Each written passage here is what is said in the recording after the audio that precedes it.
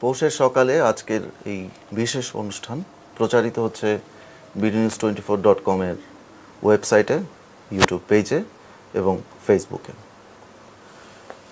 আজকে বড়দিন, বাংলাদেশের ইতিহাসের জন্য বেশ বড় ঘটনার দিন। প্রায় দেড় যুগ পরে দেশে ফিরে এসেছেন তারেক রহমান। তারেক রহমান ও তার পরিবারের সদস্যদের বহনকারী বিমানটি কিছুক্ষণ আগে শাহজালাল বিমানবন্দরে অবতরণ করেছে। আমরা সেই ফুটেজে চলে যাচ্ছি।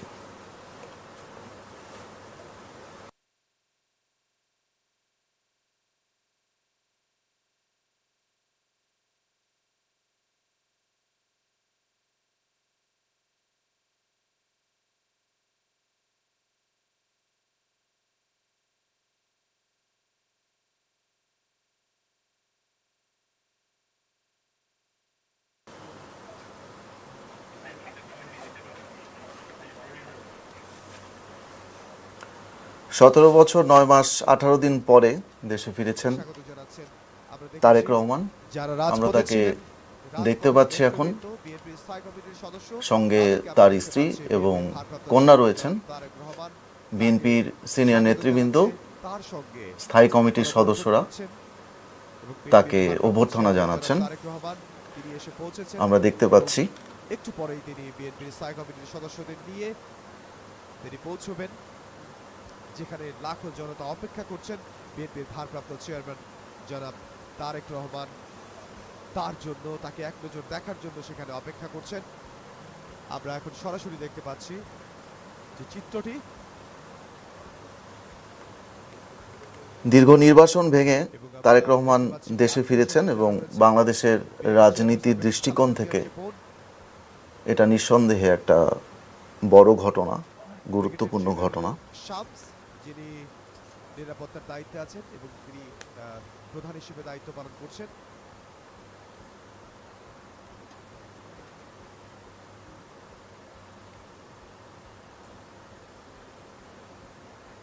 মেজর জেনারেল শামসুল ইসলাম খান তিনিও স্বাগত জানালেন বিএনপির। বাংলাদেশ বিমানের BG202 ফ্লাইটে তারেক রহমান এসেছেন। গতকাল লন্ডনের হিথ্রো বিমানবন্দর থেকে তারা রওনা হয়েছিলেন।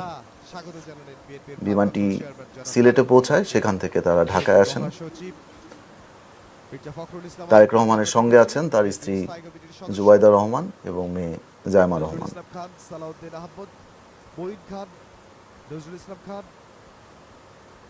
বিমানবন্দর থেকে তার যাওয়ার কথা রয়েছে পূর্বাচলে 300 ফিট সড়কে, যেখানে তার জন্য মঞ্চ প্রস্তুত করা হয়েছে।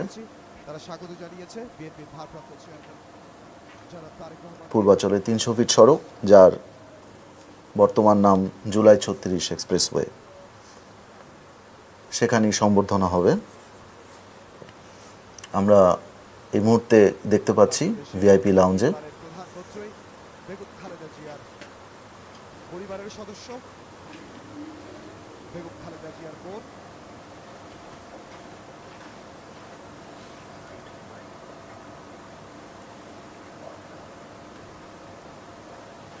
আমরা দেখেছি ফ্যামিলি মেম্বার ভারপ্রাপ্ত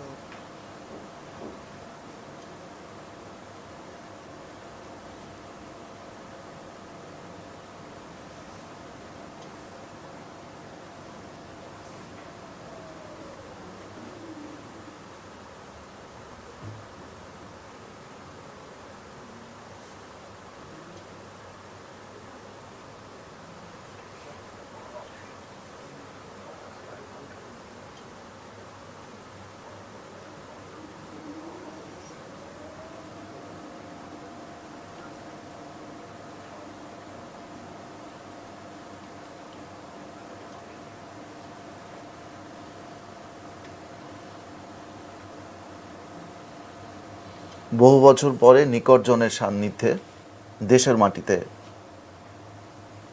তারেক রহমান।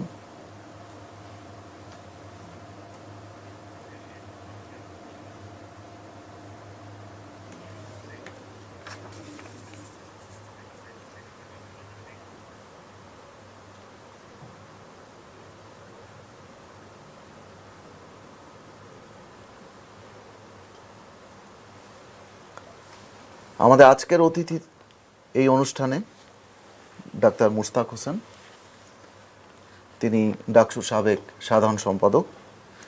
এরশাদ বিরোধী আন্দোলনে তিনি পুরোধা ভূমিকা পালন করেছেন। বাংলাদেশ জাসদের স্থায়ী কমিটির সদস্য।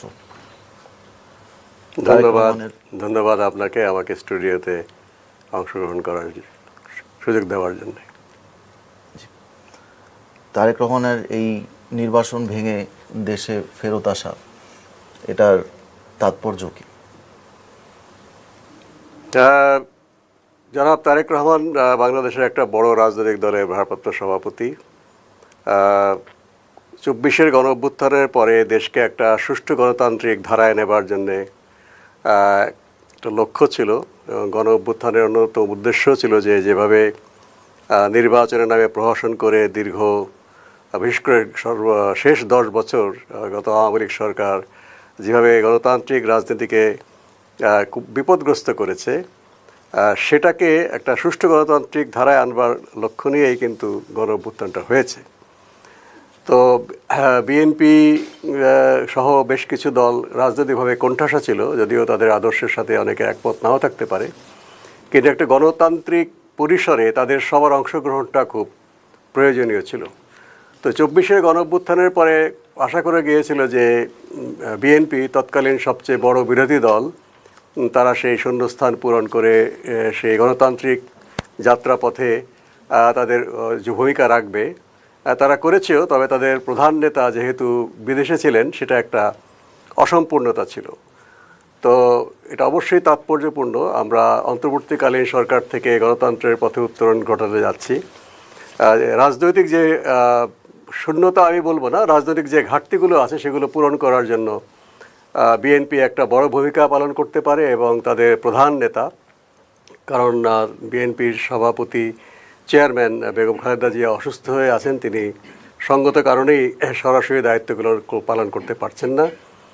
সেক্ষেত্রে জনাব তারেক রহমান এই রাজনৈতিক যে ঘাটতিগুলো আছে সেটা পূরণ করবার জন্য যথাযোগ্য ভূমিকা রাখবেন। সেদিক থেকে অবশ্যই গণতন্ত্রের উত্তরণের জন্য তার আগমনটা খুবই গুরুত্বপূর্ণ এবং আমরা আশাবাদী যে দেশ গণতান্ত্রিক অভিযাত্রায় যাবে এবং বেশ কিছু অস্থিরতা, অস্বাভাবিকতা, অস্থিতিশীলতা আছে, বিশৃঙ্খলা আছে, সেগুলো এর কারণে অনেকখানি কমে যাবে বলে আমরা আশাবাদী। আপনি যেটা বললেন যে বিগত দশকের রাজনীতি এবং নির্বাচনের উপর মানুষের আস্থা অনেকটাই ক্ষতিগ্রস্ত হয়েছে। হ্যাঁ, নির্বাচনী প্রক্রিয়াটাই প্রশ্নবিদ্ধ হয়ে গিয়েছিল এবং মানুষ ভোট দিতে যায়নি। তবে সেটা এখনও পুরোপুরি পূরণ হয়নি, কারণ যারা গণ অভ্যুত্থানে পরাজিত হয়েছে তাদের মধ্যে যারা অপরাধী নন, গণহত্যায় জড়িত নন, তাদের রাজনৈতিক জায়গাটা কিন্তু এখন সেখানে আবার ঘাটতি পড়ে গেছে। সকল ঘাটতি পূরণ করার জন্যই গণতান্ত্রিক প্রক্রিয়া সহায়ক হবে সেটা আশা করি এবং একটা অবাধ সুষ্ঠু নির্বাচনের মাধ্যমে মানুষ তাদের মতামত প্রকাশ করবে। আর সেই পথে অনেকখানি কাজ করতে পারবেন জনাব তারেক রহমান, সেই বিষয়ে। কিন্তু গণতন্ত্র তো একটা সামাজিক প্রক্রিয়া এবং 24-এর অভ্যুত্থানের পরে দেশের রাজনীতিতে নতুন মেরুকরণ বা আরও নতুন ধরনের বিভাজন দেখা যাচ্ছে। সেখানে অতি ডানপন্থার উত্থান দেখতে পাচ্ছি এবং মানুষের যে কনফিডেন্সের কথাটা, গণতান্ত্রিক প্রক্রিয়ার উপরে কনফিডেন্সের যে আলাপটা আছে, সেটাও ফিরিয়ে আনার ব্যাপার আছে। তো কেবল রাজনৈতিক না, মানে এটার একটা সামাজিক দিকও, রাজনৈতিক নেতাদের সমাজের ব্যাপারটাও দেখতে হয়। তো ওই জায়গা থেকে তারেক রহমানের প্রতি কি আশা করা যেতে পারে? দেখুন, ডানপন্থা রাজনৈতিক মতবাদ নিয়ে যদি তারা মাঠে থাকতো এর কোনো আপত্তির কারণ ছিল না। ডানপন্থা, বামপন্থা, মধ্যপন্থা, যে যার পছন্দ অনুযায়ী তা রাজনীতি করতে পারবে।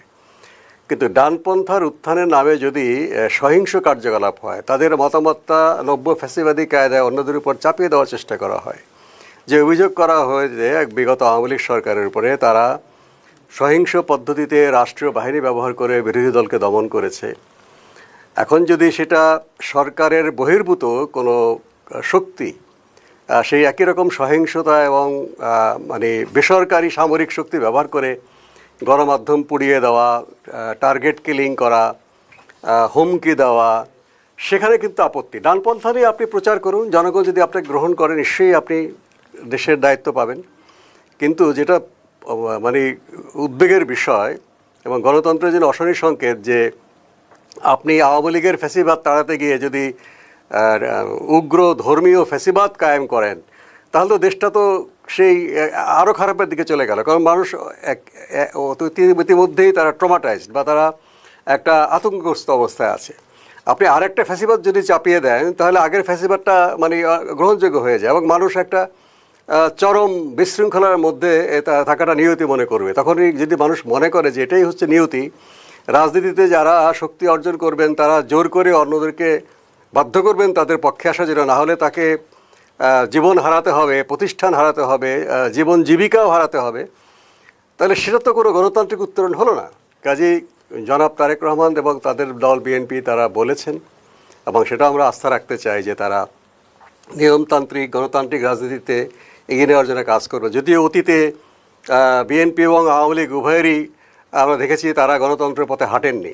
বিএনপির বিশেষ করে 2001 থেকে 2006-এর শাসন খুবই সহিংস এবং মানে দমনমূলক পীড়নমূলক ছিল। গ্রেনেড হামলা হয়েছে এই সময়, শুধু শেখ হাসিনা জনসভাতেই না, বেশ কিছু রাজনৈতিক নেতাকে হত্যা করা হয়েছে এবং যেগুলোর দায়িত্ব বিএনপি সরকারের ছিল তারা এড়াতে পারে না এবং সেই বিচারগুলো কিন্তু শেষ হয়নি। খালাস পেয়েছেন নেতারা, কিন্তু বিচারগুলো শেষ হওয়া দরকার। সেখান থেকেও আমাদের দেখার বিষয় আছে যে বিএনপি 2001 থেকে 2006 যেভাবে তারা দেশ চালিয়েছে, সেখান থেকে তারা একটা শান্তিপূর্ণ গণতান্ত্রিক পন্থায় দেশ চালাবেন কিনা সেটাও কিন্তু আমরা আশাবাদী যে জনাব তারেক রহমান দীর্ঘদিন ব্রিটেনে ছিলেন। বলা হয় যে সেখানে পার্লামেন্টারি গণতন্ত্রের একটা পীঠস্থান, নিশ্চয়ই তিনি অনেক দেখেছেন বা সেখানে তিনি মিথস্ক্রিয়া করেছেন, তার চিন্তা করার সুযোগ হয়েছে। আমরা আশা করি একটা দেশ শান্তিপূর্ণ নিয়মতান্ত্রিক গণতান্ত্রিক ধারায় আসবে এবং যে ঘাটতিগুলো এখনও আছে সেই ঘাটতিগুলো পূরণ করতে তিনি তার জায়গা থেকে তিনি অবদান রাখবেন। দর্শক, আমরা দেখতে পাচ্ছি 300 ফিট, যা জুলাই 36 এক্সপ্রেসওয়ে নামে পরিচিত। এখন অসংখ্য নেতাকর্মীরা ভিড় করেছেন। গত দুদিন থেকেই তারা বাংলাদেশের বিভিন্ন অঞ্চল থেকে, প্রত্যন্ত অঞ্চল থেকে বিভিন্ন রকম বাহনে এই অঞ্চলে জড়ো হয়েছেন, এই মঞ্চে সামনে।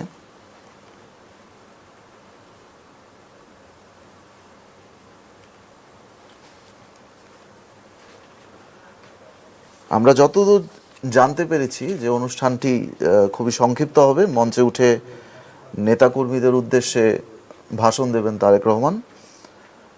30টি এলইডি স্ক্রিন বসানো হয়েছে, আছে 900 মাইক। বিএনপি শরিক দলের নেতাদের পাশাপাশি 24-এর অভ্যুত্থানের শীর্ষ নেতাদের অনুষ্ঠানে আমন্ত্রণ জানানো হয়েছে। সম্বর্ধনা অনুষ্ঠানে যোগ দিতে সারা দেশ থেকে বিএনপি নেতাকর্মীরা, সমর্থকরা এসেছেন। বিশেষ 9টি ট্রেন ভাড়া করে আনা হয়েছিল এবং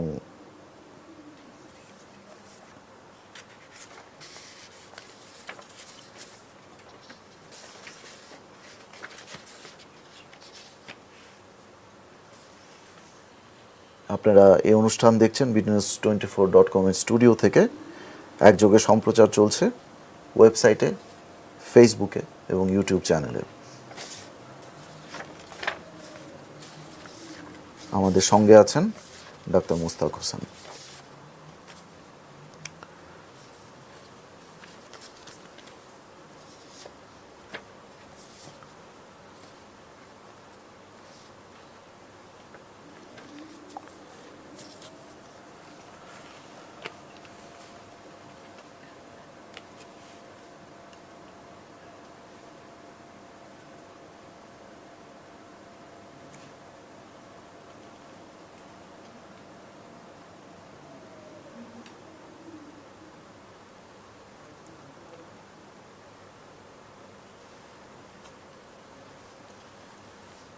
আমরা আবার অতিথির সঙ্গে আলোচনায় ফিরে যাচ্ছি। ত্রয়োদশ জাতীয় সংসদ নির্বাচনে তারেক রহমান বগুড়া 6 আসন থেকে নির্বাচন করার কথা রয়েছে। এই আসনটা ওনার মায়ের ছিল। 96, 2001, 2008-এ এই আসন থেকে খালেদা জিয়া নির্বাচন করে জয়ী হন। বিএনপি দল হিসেবে 1.5 যুগ ক্ষমতার বাইরে, কিন্তু এখন তারা ক্ষমতায় ফেরার স্বপ্ন দেখছেন এবং তারা বেশ উজ্জীবিত এবং কনফিডেন্টও। কিন্তু তারেক রহমান তার বিভিন্ন বক্তৃতায়, বিশেষ করে যেভাবে তিনি জনগণের সাথে যুক্ত হতেন ইন্টারনেটের মাধ্যমে বা তৃণমূলের নেতাদের সাথে কথা বলতেন, সেখানে তিনি কিন্তু বলেছেন যে নির্বাচন সহজ হবে না। আপনি এটাকে কিভাবে ব্যাখ্যা করছেন? হ্যাঁ, একটা প্রতিদ্বন্দ্বিতাপূর্ণ নির্বাচন তো কাম্য। যদি এটা ওয়াক ওভার হয়ে যায় বা যেভাবে 2014, 18 এবং 2024-এ আওয়ামী লীগের সরকারের সময় যে নির্বাচন হয়েছে, আগে থেকেই মানুষ মনে করতো যে ওয়াক ওভার, যে বিরোধী দল যারা হবে সরকারি দলের দয়ার উপরে কটা আসন দেওয়া হবে তার উপর নির্ভর করে। তো সেরকম সংসদ আমরা আগামীতে চাই না। যদিও এখানে আওয়ামী লীগ অংশগ্রহণ করতে পারছে না এবং আওয়ামী লীগ অংশগ্রহণ করতে চাচ্ছে না। তারা অংশগ্রহণ করতে চাইলে অবশ্যই সেটা বিবেচনার বিষয় ছিল। তারা এই সরকারকে অবৈধ মনে করে। আওয়ামী লীগ এবং তার মিত্ররা, কোনো মিত্র অবশ্য নির্বাচন করতে চান। তো যাই হোক, তো একটা প্রতিদ্বন্দ্বিতাপূর্ণ নির্বাচন হওয়া দরকার, পাতানো নির্বাচন নয়। যাদের সাথে বিভিন্ন জোট আছে তাদের মধ্যে সমঝোতা হবে, ঠিক আছে, কিন্তু এর বাইরে যেন সত্যিকারের একটা প্রতিদ্বন্দ্বিতামূলক নির্বাচন হয়, তাহলে কিন্তু গণতন্ত্রের জন্য ভালো। পাতানো নির্বাচন হলে তার মধ্যে অনেক ষড়যন্ত্র থাকে, অনেক চাওয়া পাওয়া থাকে, যেগুলো অবৈধ চাওয়া পাওয়া, সেটা গণতান্ত্রিক বা রাজনীতির চাওয়া পাওয়া নয়। তো জনাব তারেক রহমান যদি বলে থাকেন, হ্যাঁ আমিও দেখেছি গণমাধ্যমে, সহজ হবে না, সেটি হওয়া উচিত যে একটা কঠিন প্রতিদ্বন্দ্বিতার মধ্য দিয়ে যেই জিতে আসুক, বিএনপির নেতাকর্মীরা তারা আশাবাদী তারা জিতবেন। আমার কথা হচ্ছে যে অবাধ, সুষ্ঠু, নিরপেক্ষ নির্বাচনের মাধ্যমে শান্তিপূর্ণ পন্থায় যদি কোনো গণতন্ত্রকামী দল বা যারা আছেন তারা জয়লাভ করেন, দেশটা সামনের দিকে এগোবে এবং দেশটা একটা রাজনৈতিক ব্যাকরণের ভিতরে প্রবেশ করবে। সরকারি দল, বিরোধী দল যেই আমাদের গণতান্ত্রিক রীতিনীতি অনুযায়ী চলবে, দেশটা একটা স্থিতিশীলতার দিকে এগিয়ে যাবে, সেই আশা করছি আমরা। কিন্তু আপনি যেই প্রতিদ্বন্দ্বিতার কথা বলছেন তার ভিত্তি কি হবে? তার ভিত্তি কি রাজনৈতিক শক্তি এবং জনপ্রিয়তা হবে, নাকি তার পাশাপাশি জোট বা পার্টিগুলোর কমন মিনিমাম প্রোগ্রাম থাকবে বা তাদের কিছু ভিশন থাকবে এবং সেটার প্রতিযোগিতা হবে? না, সেটা তো বেশ কতগুলো জোট হয়েছে। আমি যেই দলের সাথে যুক্ত, আমরা একটা গণতান্ত্রিক যুক্ত ফ্রন্ট করেছি। সেই জোটবদ্ধভাবে নির্বাচন হবে, কোনো আসনে আবার খোলা থাকবে, জোটের প্রার্থীরা, একাধিক প্রার্থীও থাকতে পারে জোটে। তো সেরকম বিএনপির একটা জোট না থাকলেও বিএনপি একটা সমঝোতার মধ্যে যাচ্ছে। তারা কিছু কিছু আসন তাদের যে যুগপৎ আন্দোলনের মিত্রদেরকে তারা ছেড়ে দিচ্ছেন। সেভাবে ইসলামিক দলগুলো একটা সমঝোতার ভিত্তিতে নির্বাচন করার কথা আছে, তারা জোট হিসাবে প্রকাশ করেনি, কিন্তু সমঝোতা এখন তাদের প্রকাশ হয়নি সমঝোতাটা কি। আর একটা আছে যে এনসিপির সাথে একটা 3টা দলের জোট আছে, তবে কথা শোনা যাচ্ছে তারা এই বিএনপি নেতৃত্বাধীন সমঝোতা বা ইসলামিক দলগুলোর সমঝোতায় তারা অংশগ্রহণ করতে পারে বা নাও পারে।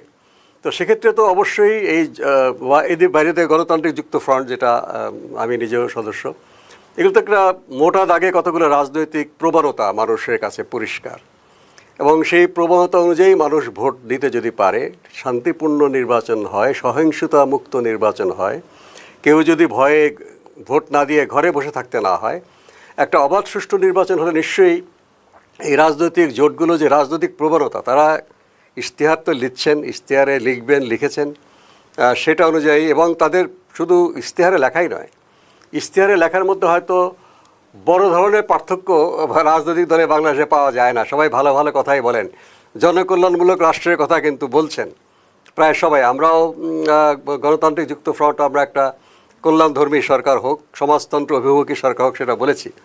এবং যেগুলো বিস্তারিত কর্মসূচি মোটামুটি কাছাকাছি আছে, কিন্তু বডি ল্যাঙ্গুয়েজ এবং অতীতের যে তাদের তৎপরতা, অতীতের যে ইতিহাস, সেগুলো বিবেচনা নিয়ে কিন্তু একটা মোটা দাগে রাজনৈতিক ধারাটা মানুষ বিবেচনা করে। যেমন বিএনপি যে সমঝোতা, বিএনপি একসময় ক্ষমতায় ছিল, ইসলামিক দল জামাত ইসলামীর সাথে বা আরও দু একটি দলের সাথে তারা 4 দলীয় জোট সরকার করেছিলেন 2001 থেকে 2006, এবং খুবই আমি বলেছি আগে যে এক অত্যন্ত সহিংস প্রতিপক্ষকে নির্মূল করা এবং অস্থিরতামূলক সেই সরকার ছিল, এবং তাদের ছত্রছায়া বা তাদেরকে ভয় পায়নি উগ্রপন্থীরা অনেক সহিংস কার্যকলাপ করেছে, যেগুলো আমাদের এই অঞ্চলের বা বাংলাদেশ শুধু না, আমাদের আন্তর্জাতিকভাবে আমাদেরকে অনেক মানে একঘরে হতে হয়েছে। তো সেরকম জোট আমরা চাই না। আমরা চাই একটা আদর্শ যাই হোক না কেন, ইসলামিক আদর্শ হোক, ধর্মনিরপেক্ষ আদর্শ হোক, সমাজতান্ত্রিক আদর্শ হোক বা অবাধ পুঁজিবাদী আদর্শ হোক, সেটা মানুষের কাছে যাবে, মানুষ যেটা পছন্দ করে সেটা পারবে, কিন্তু সহিংসতা থেকে মুক্ত দরকার। এবং যারাই ক্ষমতাসীন হবেন নির্বাচনের মাধ্যমে, তারা যেন 5 বছর পরে নির্বাচন দেন, বা যদি সংকট থাকে এর আগেও নির্বাচনটা হতে পারে, মানে নির্বাচনের মাধ্যমে ক্ষমতার পালাবদলের ঐতিহ্যটা ফিরে আসা দরকার। বাংলাদেশে খুব কমই নির্বাচনের মাধ্যমে পরবর্তী সরকার এসছে, প্রায় সময় হয় গণ অভ্যুত্থান, নাহলে সামরিক অভ্যুত্থান, এগুলো হয়েছে। কাজে নির্বাচনের মাধ্যমে সরকার পরিবর্তনের ধারাটা ফিরে আসুক এবং সমস্ত রাজনৈতিক দল যেন অবাধে তাদের মতামত প্রকাশ করতে পারে। শুধু নির্বাচন না, নির্বাচনের পরেও তো বিরোধী দল হবে, সরকারি দল হবে, কাজে সেখানেও যেন তারা অবাধে এই মতামতগুলো প্রকাশ করতে পারে। সেই ভিত্তিতে যদি নির্বাচনটা হয় তাহলে কিন্তু আমরা আশাবাদী হতেই পারি। আপনি মতামতের কথা বললেন। বিএনপি প্রায় অর্ধশত বছর একটা দল, 47 বছর, এবং অনেকটা সময় তাদের জোটসঙ্গী বা মিত্র জামায়াত ইসলামী ছিল। কিন্তু জুলাই অভ্যুত্থানের পরে আমরা এই দুই দলের সম্পর্ক কিন্তু পাল্টে যেতে দেখলাম, এবং তারা পরস্পরের প্রতিদ্বন্দ্বী, এটা আর কোনো রাগ ঢাকের ব্যাপার নাই। এবং বিএনপি নেতারাও খুব জোরে সোরে জামায়াতের 1971 সালে যে ভূমিকা তারা মনে করেন ছিল, তার বিরুদ্ধে কথা বলছেন। তো এই নতুন সমীকরণটা তারেক রহমান কিভাবে মেলাবেন? নিশ্চয়ই এখন যে নতুন সমীকরণ হয়েছে, উনি এটা জানেন না, বিষয়টা নিশ্চয়ই তা না, ওনার নেতৃত্বেই সেটা হয়েছে। এবং গণ অভ্যুত্থানের পর থেকেই তাদের দলের মধ্যে যারা মুক্তিযোদ্ধা, তারা খোলাখুলি জামাত ইসলামের বিরুদ্ধে অবস্থান নিয়েছেন। তবে এটা নির্বাচনী প্রতিদ্বন্দ্বিতা বা রাজনৈতিক বাস্তবতার বিষয় আছে যে 24 আগস্টের পরে রাজনৈতিক সমীকরণ তো পাল্টে গেছে। এখানে আওয়ামী লীগ প্রধান প্রতিপক্ষ নয় বিএনপির। যখন আওয়ামী লীগ প্রধান প্রতিপক্ষ ছিল বিএনপি, তখন বিএনপি এই সমস্ত ধর্মীয় রাজনৈতিক দলগুলো তার মিত্র ছিল। এখন যেহেতু আওয়ামী লীগ দৃশ্যপট থেকে আপাতত অপসারিত, সেক্ষেত্রে রাজনীতির স্বাভাবিক নিয়মেই এই ধর্মীয় দলগুলো বিএনপির প্রতিপক্ষ হয়ে দাঁড়িয়েছে, সেটা তো হয় স্বাভাবিক। পাশাপাশি আওয়ামী লীগ সমর্থকদের কাছেও বিএনপি নেতারা গিয়েছেন, ভোট চেয়েছেন, এবং কোনো কোনো জায়গায় আশ্বস্ত করেছেন। দেখুন, এখানে কিন্তু খুব মিশ্র বিষয়। যখন আমরা তো ভোটের রাজনীতিতে যখন বিভিন্ন জেলায় গিয়েছি, আওয়ামী লীগের বিভিন্ন স্থাপনা এবং ব্যক্তিগতভাবে যে হামলা, জিম্মি করা, টাকা আদায়, এগুলো কিন্তু মানে অধিকাংশ জায়গায় অভিযোগ আছে বিএনপি এবং তার অঙ্গ সংগঠনগুলো করেছে। আর ধর্মীয় দলগুলো তারা আপাতত দৃশ্যমান হয়নি এই সমস্ত সহিংসতায়, কিন্তু অভিযোগ আছে যে তারাই পরিকল্পনাটা ছক করেছেন। এবং বিএনপির ভিতরে যারা এই ধর্মীয় দলগুলোর গোপন মিত্র আছে, আমরা দেখেছি যে যখন আওয়ামী লীগ ক্ষমতায় ছিল, ইসলামী ছাত্র শিবির ছাত্রলীগের ভিতরে থেকে গুপ্তভাবে কাজ করেছে। তো এভাবে বিএনপির ভিতরেও কিন্তু জামাত ইসলামের প্রতি সহানুভূতিশীল বা তাদের লোক রয়ে গেছে। তো তাদের মাধ্যমে অভিযোগ করা হয় যে জামাত ইসলামী বা ধর্মীয় দলগুলো আওয়ামী লীগ দমন করবার জন্যে বা আওয়ামী লীগ সমর্থক, তা পীরের মাজার, যারা অসাম্প্রদায়িক করতে চান বা জামাত ইসলামী যেভাবে ইসলামের ব্যাখ্যা করে তার ভিন্ন ব্যাখ্যার ধর্মীয় যারা ইসলামিক ধর্মে আছে, তাদেরকে দমন করার জন্য বিএনপিকে তারা হাতিয়ার হিসেবে ব্যবহার করেছে। কিন্তু বিএনপি তো একটা কাঁচা দল নয়, বিএনপি তো একটা অনভিজ্ঞ দল নয়। এটা নতুন কোনো দলের বিষয়ে খাটতে পারে যে অন্য দলের লোকেরা তাদেরকে গোপনে ভুল পথে নিয়েছে, যদিও সেটাও কিন্তু গ্রহণযোগ্য হবে না। তো বিএনপি তো জেনে শুনে এটা করতে দিয়েছে। ফলে মাঠ পর্যায়ে কিন্তু আওয়ামী লীগের কর্মীরা সবাই যে বিএনপির প্রতি আপনার সহমর্মী বা সহানুভূতিশীল আমার কাছে মনে হয় না।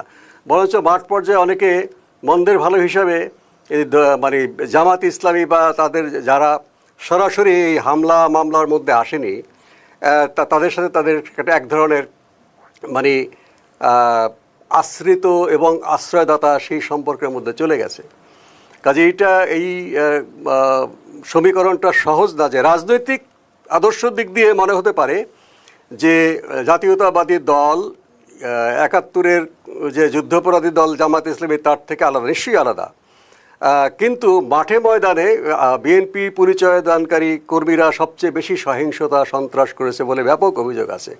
মামলাগুলো সব বিএনপি যে তারাই করেছে, তাদের যে সহানুভূতিশীল সমর্থক কর্মী, এই যে হাজার হাজার মানে খুনের মামলা, সত্যিকারের খুনের মামলা অবশ্যই হওয়া উচিত, যারা অত্যাচার করেছে, খুন করেছে, গুলি করেছে। কিন্তু ভুয়া যে মানে হাজার হাজার মামলা, বিশেষ করে সাংবাদিকদের নামে আমরা, এগুলো সব কিছু বিএনপির পরিকল্পনা অনুযায়ী হয়েছে বা তাদের নেতৃত্ব হয়েছে বলেই কিন্তু দেখেছি। বিএনপি এবং অন্যান্য যেসব দল ক্ষমতায় ছিল না তাদেরকেও তো গত ১-১.৫ দশকে বিভিন্ন মামলা এবং বিভিন্ন রকম পুলিশি হয়রানি করা হয়েছে বলে অভিযোগ আছে। হ্যাঁ, সেটা ঠিক। আওয়ামী লীগের সময় বিশেষ করে ২০১৩ সাল থেকে যখন বিএনপি জামাত একসাথে তারা তীব্র বিরোধিতা করা শুরু করলো এবং এর মধ্যে সহিংসতাও ছিল, তখন মামলা হয়েছে এবং ভুয়া মামলা অধিকাংশ হয়েছে। হাজার হাজার লোকদের নামে গণ আকারে হামলা দেওয়া হয়েছে, নেতাদের নামে চুরির মামলা দেওয়া হয়েছে। তো সে একই জিনিসটা এখন হলো, তাই না? যেটা বিএনপি এবং জামাত ইসলামীর বিরুদ্ধে আওয়ামী লীগ সরকারের সময় ভুয়া মামলা দেওয়া হয়েছে, এতে হয়রানি করা হয়েছে, উঠতে দেওয়া হয়নি জনসমক্ষে। আজকে গণ অভ্যুত্থানের পরে সত্যিকারের অপরাধীদের শাস্তি হওয়া অবশ্যই দরকার। যারা সত্যিকারে সহিংসতা করেছে, লুটপাট করেছে, দুর্নীতি করেছে, ক্ষমতার অপব্যবহার করেছে, কিন্তু এর বাইরে আওয়ামী লীগের সমর্থক হলেই তাকে খুনের মামলা দেওয়া হয়েছে। যারা আওয়ামী লীগের দল করে না কিন্তু সহানুভূতিশীল, তাদের বিশেষ করে আমি সাংবাদিকের কথা বলেছি, সাংবাদিক বর্ণনা পেশার লোকদেরকে একেবারে সরাসরি হত্যা মামলা দেওয়া হয়েছে। এগুলো তো খুবই হয়রানিমূলক, এগুলো আদালতেও টেকার কথা না। কিন্তু এই জন্য কিন্তু আওয়ামী লীগ এবং তার সমর্থকরা বিএনপিকেই দায়ী করে। কাজেই আদর্শগতভাবে বিএনপি জামাতের চাইতে গ্রহণযোগ্য হলেও মাঠে ময়দানের যে আপনার পরিস্থিতি, মাঠে ময়দানের অরাজকতা, বিশৃঙ্খলা দমন, এগুলো কিন্তু সরাসরি জামাতের সম্পৃক্ততা তারা সুচতুরভাবে এড়িয়ে গেছে। তারা হয়তো নেপথ্যে এই কাজগুলো করেছে, কিন্তু সেটা হয়তো দৃশ্যমান নয়। কাজেই মোটা দাগে এটা বলা যাবে না যে আওয়ামী লীগের কর্মীরা, আওয়ামী লীগের দলীয় লোকেরা বিএনপির প্রতি অধিক সহানুভূতিশীল। রাজনৈতিক দর্শন অনুযায়ী সহানুভূতিশীল হওয়ার কথা থাকলেও যারা ওই গ্রামে গঞ্জে শহরে মামলার সম্মুখীন হয়েছে বা পালিয়ে বেড়াচ্ছে, তাদের কাছে এই কথার এক কথায় জবাব পাওয়াটা মুশকিল হতে পারে।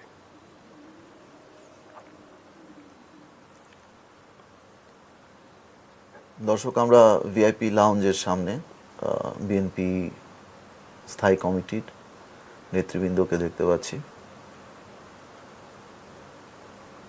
মির্জা আব্বাস, বাবু গয়েশ্বরচন্দ্র রায়, মির্জা ফখরুল ইসলাম আলমগীর,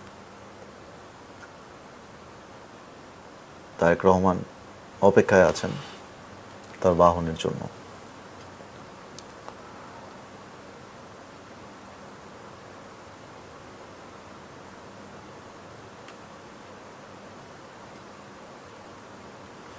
আমরা আলোচনা চালাতে পারি।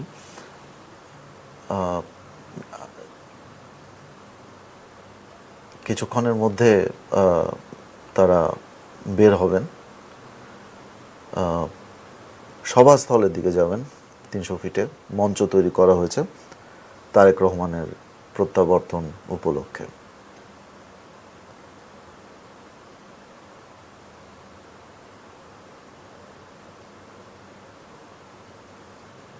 একটা বিষয় ধরে নেওয়া যায় মোটামুটি যে বাংলাদেশে একটা সত্য বা একটা বাস্তবতা হচ্ছে যে এই মুহূর্তে কিছুটা অরাজক পরিস্থিতি বিরাজ করছে এবং এই মুহূর্তে রাজনৈতিক নেতা কর্মীদের আচরণ যেমন হবে একটি নির্বাচিত রাজনৈতিক দলের সরকারের আমলে নিশ্চয়ই একটু অন্যরকম আচরণ হবে এবং সেই ক্ষেত্রে আগের সরকারগুলি বিরোধী দল দমনে যেই ধরনের অপতৎপরতা বা যা করেছে সেইটার ধারাবাহিকতা তো নাও রক্ষা করতে পারে ভবিষ্যতের সরকার এবং প্রতিশোধ বা এই ধরনের পাল্টাপাল্টি ব্যবস্থা মানে একই ধরনের ব্যবস্থা আমাদের সাথে যা হলো ওদের সাথে তাই হবে তার বাইরে হয়তো গঠনমূলক কিছু ওয়ে আউট নিয়ে তারেক রহমানও বলেছেন উনি 27 দফা ঘোষণা করেছেন এবং তখন উনি কাছাকাছি কথা বলেছেন যে এটার বাস্তবায়নই হবে আমাদের কোট আনকোট প্রতিশোধ। দেখুন, এটা তো অবশ্যই তার ঘোষণাটা আশাব্যঞ্জক, কিন্তু কথা হচ্ছে যে আমি প্রথমে মনে করি যে বর্তমানে অন্তর্বর্তীকালীন সরকার যেহেতু এটা রাজনৈতিক দলের সরকার না, এর দায়িত্ব কিন্তু কেউ নিচ্ছে না। যারা তার সবাই আমরা সমর্থক ছিলাম এবং জনসমক্ষে ছিল যে নবগঠিত এনসিপি তাদের সমর্থিত দল, তারাও কিন্তু দায়িত্ব বিভিন্ন যখন সরকার বিপদে পড়ছে বা ব্যর্থ হচ্ছে তার দায়িত্ব নিচ্ছে না এবং খোলাখুলি অভিযোগ করা হয়েছে যে হাদি হত্যাকাণ্ডে সরকারের ভিতরে কেউ আছে, এটা কিন্তু এনসিপি থেকেই অভিযোগ করা হয়েছে, তাদের সভাপতিরা বলেছেন। মারাত্মক কথা। তো একটা রাজনৈতিক দলের সরকার হলে যেটা হবে যে দায়িত্ব বহন করার বিষয় আছে এবং সেই দলের প্রতিটি কর্মী সেই সরকারের দায়িত্ব বহন করে থাকে সাধারণত, আর সেটাই রাজনৈতিক সরকার নিয়ম। কিন্তু রাজনৈতিক নিপীড়ন, মত প্রকাশের স্বাধীনতায় বাধা, এটা কিন্তু আপেক্ষিক বিষয়। যদি পুরনো লুটেরা অর্থনীতি থাকে, পুরনো যে নিবর্তনমূলক আমলাতান্ত্রিক ব্যবস্থা পরিবর্তন না হয়, দমনমূলক পুলিশ মিলিটারি বা এই সমস্ত আইন শৃঙ্খলা কর্তৃপক্ষের কোনো রকম চরিত্রে পরিবর্তন না হয়, ক্ষমতার যেই ধর্ম, ক্ষমতাকে টিকিয়ে রাখতে গিয়ে যখন দেখা যাবে বিরোধী দলের আন্দোলনটা এমন জায়গায় গিয়েছে যে সরকারের জনপ্রিয়তায় ধস নেমেছে, তখন এই সমস্ত নিপীড়নমূলক রাষ্ট্রযন্ত্রের দমনমূলক অস্ত্র এবং লুটের অর্থনীতি, একজন বিএনপি নেতা যদি লুটেরাদের সমর্থক হয়ে যান, এই লুটের টাকার পাহারাদার হয়ে যান, তখন সেই পাহারা দিতে হলে আপনাকে মানুষকে দমন করতে হবে। এগুলোর যদি কোনো পরিবর্তন না হয় তাহলে এই সরকার প্রথম হয়তো তারা উদার হওয়ার চেষ্টা করবে, কিন্তু যখন এই অব্যবস্থাটা ফুটে উঠবে, যেহেতু সিস্টেমটাকে পরিবর্তন না করার কারণে এই অব্যবস্থাগুলো ফুটে উঠবে, আপনি চান বা না চান, লুট শুরু হয়ে লুটেরারা নতুন প্রভু খুঁজে পাবেন। যেই লুটেরারা আওয়ামী লীগ আমলে আওয়ামী লীগের তাতে নতুন প্রভু এবং রক্ষক ছিল, ইভেন অন্তর্বর্তীকালীন সরকারে তারা নতুন প্রভু নিয়ে নিয়েছে। নির্বাচনের পরে সেটা আরও স্পষ্ট হবে। তখন সেই লুটের সম্পদকে রক্ষা করার জন্য, অবৈধ ক্ষমতাকে বা আইন বহির্ভূত মাসেল পাওয়ারকে রক্ষা করার জন্য তারা দমন নীতিতে যাবে এবং সেটা একটা দুঃখজনক পুনরাবৃত্তি হবে। কাজেই আমরা আশা করব অতীতের শিক্ষা নিয়ে বিএনপি তারা যে কথাগুলো বলেছে তারা প্রথম দিকেই সেগুলো সমাপ্ত করে ফেলবে। রাজনৈতিকভাবে তথাকথিত হানিমুন পিরিয়ড বলে আর কি, নির্বাচিত হওয়ার পরে বেশ কিছুদিন এটা সবাই ইয়েতে থাকে আর কি, সহযোগিতামূলক সম্পর্কে থাকে। এই কথাগুলো মানে লুটপাট এবং দুর্নীতি এবং রাজনৈতিক যে ভারসাম্যমূলক ব্যবস্থা, যেটা জাতীয় ঐক্যমত্য কমিশনে অনেক আলোচনা হয়েছে, বিএনপি কিন্তু অনেকগুলোতে নোট অফ ডিসেন্ট দিয়েছে, সেগুলো কিন্তু এগুলো হলে কিন্তু ভারসাম্য থাকবে না। একটা ভারসাম্যপূর্ণ রাজনৈতিক ব্যবস্থা, লুটপাটটা নিয়ন্ত্রণ করা, পুরোপুরি বন্ধ করতে পারবে কিনা জানি না, দুর্নীতিকে নিয়ন্ত্রণ করা, এভাবে একেবারে ডাকাতি যেভাবে করা হয়েছে আগে, সেগুলো যদি করা হয় তাহলে তার অনুষঙ্গ হিসেবে রাজনৈতিক মাঠে বা রাজনৈতিক যে ভাষা সেটা গণতান্ত্রিক হবে। শুধুমাত্র একজন নেতার শুভেচ্ছা দিয়ে কিন্তু আপনার গণতন্ত্র বা রাজনৈতিক সহনশীলতা আসে না। সেই নেতা বা সেই দল যদি এরকম লুট এবং দুর্নীতি এবং একচ্ছত্র ক্ষমতার প্রতিনিধিত্ব করে, তাকে টিকে থাকার জন্যই এবং এগিয়ে যাওয়ার জন্যই বিরোধী দলকে সহিংস পন্থায়, নিষ্ঠুর পন্থায় দমন করতে হয়। এইটা যদি আমরা উপলব্ধি করতে পারি, তাহলে নিশ্চয়ই বিএনপি বা যেই দল নির্বাচনে আসবে তারা যদি এইসব জায়গায় নজর দেয়, এবং বিরোধী দলের ভূমিকা আছে। যিনি নির্বাচিত হলেন তিনি হয়তো রিল্যাক্স হয়ে যাবেন, যে আমরা তো আসছি, 5 বছর তো আছি। কিন্তু বিরোধী দলকে বিবেচনা করতে হবে, তাদের উপরে একই খড়গ নেমে আসবে আওয়ামী লীগের সেই বিশেষ করে 10 বছরের সর্বশেষ 2014 থেকে 24 পর্যন্ত তারা যেটা করেছে। যদি না এই সমস্ত লুটেরা সিস্টেম, দুর্নীতি সিস্টেম এবং আনব্যালেন্সড, মানে ভারসাম্যহীন রাষ্ট্র কাঠামো থাকে, তাহলে তারা বিরোধী দলও কিন্তু আগামী নির্বাচনে জয়লাভ করার সেই সুযোগ পাবে না। কাজে বিরোধী দলকেও কিন্তু চাপ বজায় রাখতে হবে, অবশ্যই শান্তিপূর্ণ এবং নিয়মতান্ত্রিকভাবে। সরকারি দল কবে করবে, তারা বসে থাকবে, তারা বিরোধিতা করবে, হরতাল করবে, সেগুলো বসে না থাকে। বিরোধী দলের প্রথম দিন থেকেই এগুলো পয়েন্ট আউট করা দরকার, চিহ্নিত করা দরকার। এইসব জায়গায় আপনারা সংস্কার করুন, যে সংস্কারটা এই সরকার হয়তো অনেকগুলো রিপোর্ট করেছে, খুবই ভালো, এটা একটা অর্জনই হবে। তারা কিছুই করতে পারেননি হয়তো সংস্কারের, কিন্তু কতগুলো রিপোর্ট বের হয়েছে সংস্কার কমিশনে, 11টা, আরও কিছু দরকার। সেগুলো অনুযায়ী যেন বাস্তবায়ন করতে তারা বাধ্য করে ক্ষমতাসীন সরকারকে, বিরোধী দল। তাহলে কিন্তু আমরা মানে ওই রকম বড় ধরনের একটা আমরা বারবার গণঅভ্যুত্থান দেখতে চাই না। আমরা শান্তিপূর্ণ পন্থায় সরকার পরিবর্তন চাই, সেই জায়গাটা মানে সেই পথটা মসৃণ হবে। দর্শক, আপনারা দেখতে পাচ্ছেন বিমানবন্দর থেকে বের হচ্ছেন তারেক রহমান। বন্দরের কর্মকর্তাদের বিদায় জানাচ্ছেন। এখান থেকে তিনি যাবেন সংবর্ধনা মঞ্চে। পূর্বাচলের সংবর্ধনা মঞ্চ ঘিরে 3 স্তরের নিরাপত্তা বেষ্টনী তৈরি করা হয়েছে। সংবর্ধনা অনুষ্ঠান শেষ করে তার যাওয়ার কথা এবার কেয়ার হাসপাতালে। বসুন্ধরার এই হাসপাতালে গত 23 নভেম্বর থেকে ভর্তি আছেন তার মা, সাবেক প্রধানমন্ত্রী খালেদা জিয়া।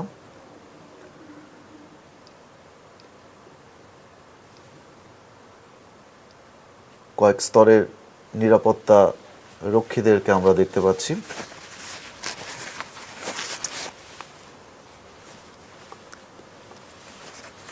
সম্ভবত তিনি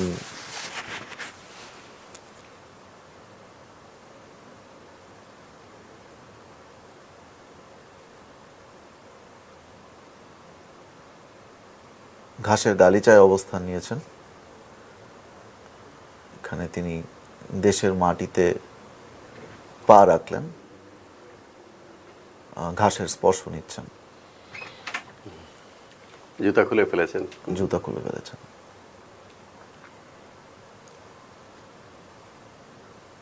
এক খণ্ড মাটিও তিনি নিয়েছেন।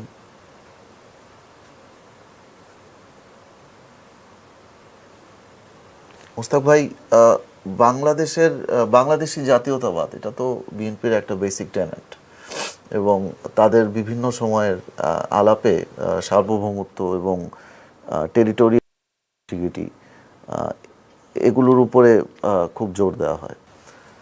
তো এখন বর্তমান যে পরিস্থিতি এবং যে আলোচনাগুলা বাজারে চলমান, যে বিভিন্ন বিশ্বের পরাশক্তি এবং বাইরের শক্তিগুলি বাংলাদেশের রাজনীতিকে প্রভাবিত করছে, সেইখান থেকে সার্বভৌমত্বের প্রশ্নে এবং বাংলাদেশি জাতীয়তাবাদের প্রশ্নে এরকম শক্ত কথা বলা বাংলাদেশ জাতীয়তাবাদী দল, তার ভূমিকা কি হতে পারে, সে আলোচনা আমরা যাব। আমরা দেখতে পাচ্ছি যে জনাব তারেক রহমান তার জন্য নির্ধারিত বুলেট প্রুফ মার্সিডিজ গাড়িতে ওঠেননি, তিনি একটি বাসে উঠেছেন। এই বাসে করেই সম্ভবত তিনি সমাবেশ স্থলে যাচ্ছেন। মুস্তাক ভাই। জি, যারা জিয়াউর রহমান যেই বাংলাদেশি জাতীয়তাবাদটা সামরিক ফরমান বলে সংবিধানে অন্তর্ভুক্ত করেছেন, আল্লাহর উপর অবিচল আস্থা, ধর্মনিরপেক্ষতাকে কেটে এবং সমাজতন্ত্রের ব্যাখ্যা সহ, এটা কিন্তু যে 1947 সালে ধর্মের ভিত্তিতে দেশ ভাগ হওয়ার পরে দ্বিজাতি তত্ত্বের বিরুদ্ধে যে বাঙালি জাতিসত্তার জাগরণের যে আন্দোলন, সেই অর্থে কিন্তু বাঙালি জাতীয়তাবাদটাকে তিনি নাকচ করতে চেয়েছেন। কিন্তু সেটা গ্রহণযোগ্য নয়। তবে বাঙালি জাতীয়তাবাদ বলতে যদি আপনি বলেন যে এখানে যে সমস্ত অন্যান্য জাতিসত্তা আছে, বিশেষ করে আদিবাসী এবং পাহাড়ি, তাদেরকে নাকচ করা, সেটা হচ্ছে ফ্যাসিবাদ। সেটার সমর্থক আমরা নই। কিন্তু 47 থেকে 71 সালে যে বাঙালি জাতির জাগরণ, একটা অসাম্প্রদায়িক প্রগতিশীল গণতান্ত্রিক যেই চেতনার স্ফোরণ বা নির্যাতিতত্বের বিরুদ্ধে, সেটাকে অবশ্যই আমাদেরকে ধারণ করতে হবে। সেটাই বাঙালি জাতীয়তাবাদ হিসেবে আমরা আমাদের মুক্তিযুদ্ধের প্রেরণা ছিল। কিন্তু এরপরে ক্ষমতাসীন হওয়ার পরে সেই বঙ্গবন্ধুর সময়ে তারা পার্বত্য চট্টগ্রামে বঙ্গবন্ধু গিয়ে বলেছিলেন যে তোমরা বাঙালি হয়ে যাও। এটা খুবই অন্যায্য কথা। বঙ্গবন্ধু যেটা বলেছেন এটা ঠিক বলেননি। সেই অর্থে বাঙালি জাতীয়তাবাদকে আমরা নিপীড়নকারী জাতীয়তাবাদ হতে পারি না, যেভাবে পাঞ্জাবিরা পাকিস্তানিরা করেছে। তবে আপনি যেটা বললেন পরবর্তীকালের ব্যাখ্যা, যে বাংলাদেশের স্বাধীনতা সার্বভৌমত্বর প্রশ্নে আপোষহীন, এটাও কিন্তু একটা একপেশে কথা। এটা দিয়ে বিএনপি বোঝাতে চায় যে ভারত বিরোধিতা। নিশ্চয়ই ভারতের আধিপত্যবাদী বা আমাদের উপরে তাদের দাদাগিরি নিশ্চয়ই গ্রহণযোগ্য নয়। আমরা একটা স্বাধীন সার্বভৌম দেশ, আমরা অবশ্যই কৃতজ্ঞ ভারতের জনগণ এবং তৎকালীন সরকারের উপরে। মুক্তিযুদ্ধে সহযোগিতাই শুধু নয়, তারা কোটি কোটি শরণার্থীকে তারা আশ্রয় দিয়েছেন। লক্ষ লক্ষ মানুষ মৃত্যুবরণ করেছে, তাদের সাধারণ মানুষের জীবনযাত্রা বিঘ্নিত হয়েছে। তো সেটা শুধুমাত্রই আশ্রয় না, মানে একটা প্রাণের স্পন্দন ছিল। তারা ভবিষ্যৎ বাংলাদেশ অসাম্প্রদায়িক বাংলাদেশ হবে, গণতান্ত্রিক বাংলাদেশ হবে। এবং অহেতুক বিরোধিতা, পাকিস্তানের মন রক্ষা করার জন্য ভারত বিরোধিতা, এটা কিন্তু আমাদের সার্বভৌমত্বকে সহায়তা করে না। আপনি দেখুন ইদানিং যেই উগ্রপন্থীরা ভারতীয় বিভিন্ন স্থাপনায় হামলা করেছে, এটা হ্যাঁ বিক্ষোভ করতে পারে, অবশ্যই বিক্ষোভ করবেন। যে কোনো দেশের রাষ্ট্রদূতের বিরুদ্ধে আপনারা বিক্ষোভ করবেন, প্রতিবাদ জানাবেন, কিন্তু আপনি বেছে বেছে সংখ্যালঘু সম্প্রদায়কে ভারতের দালাল মনে করে তাকে পুড়িয়ে মারবেন, তার বাড়িঘর দখল করবেন।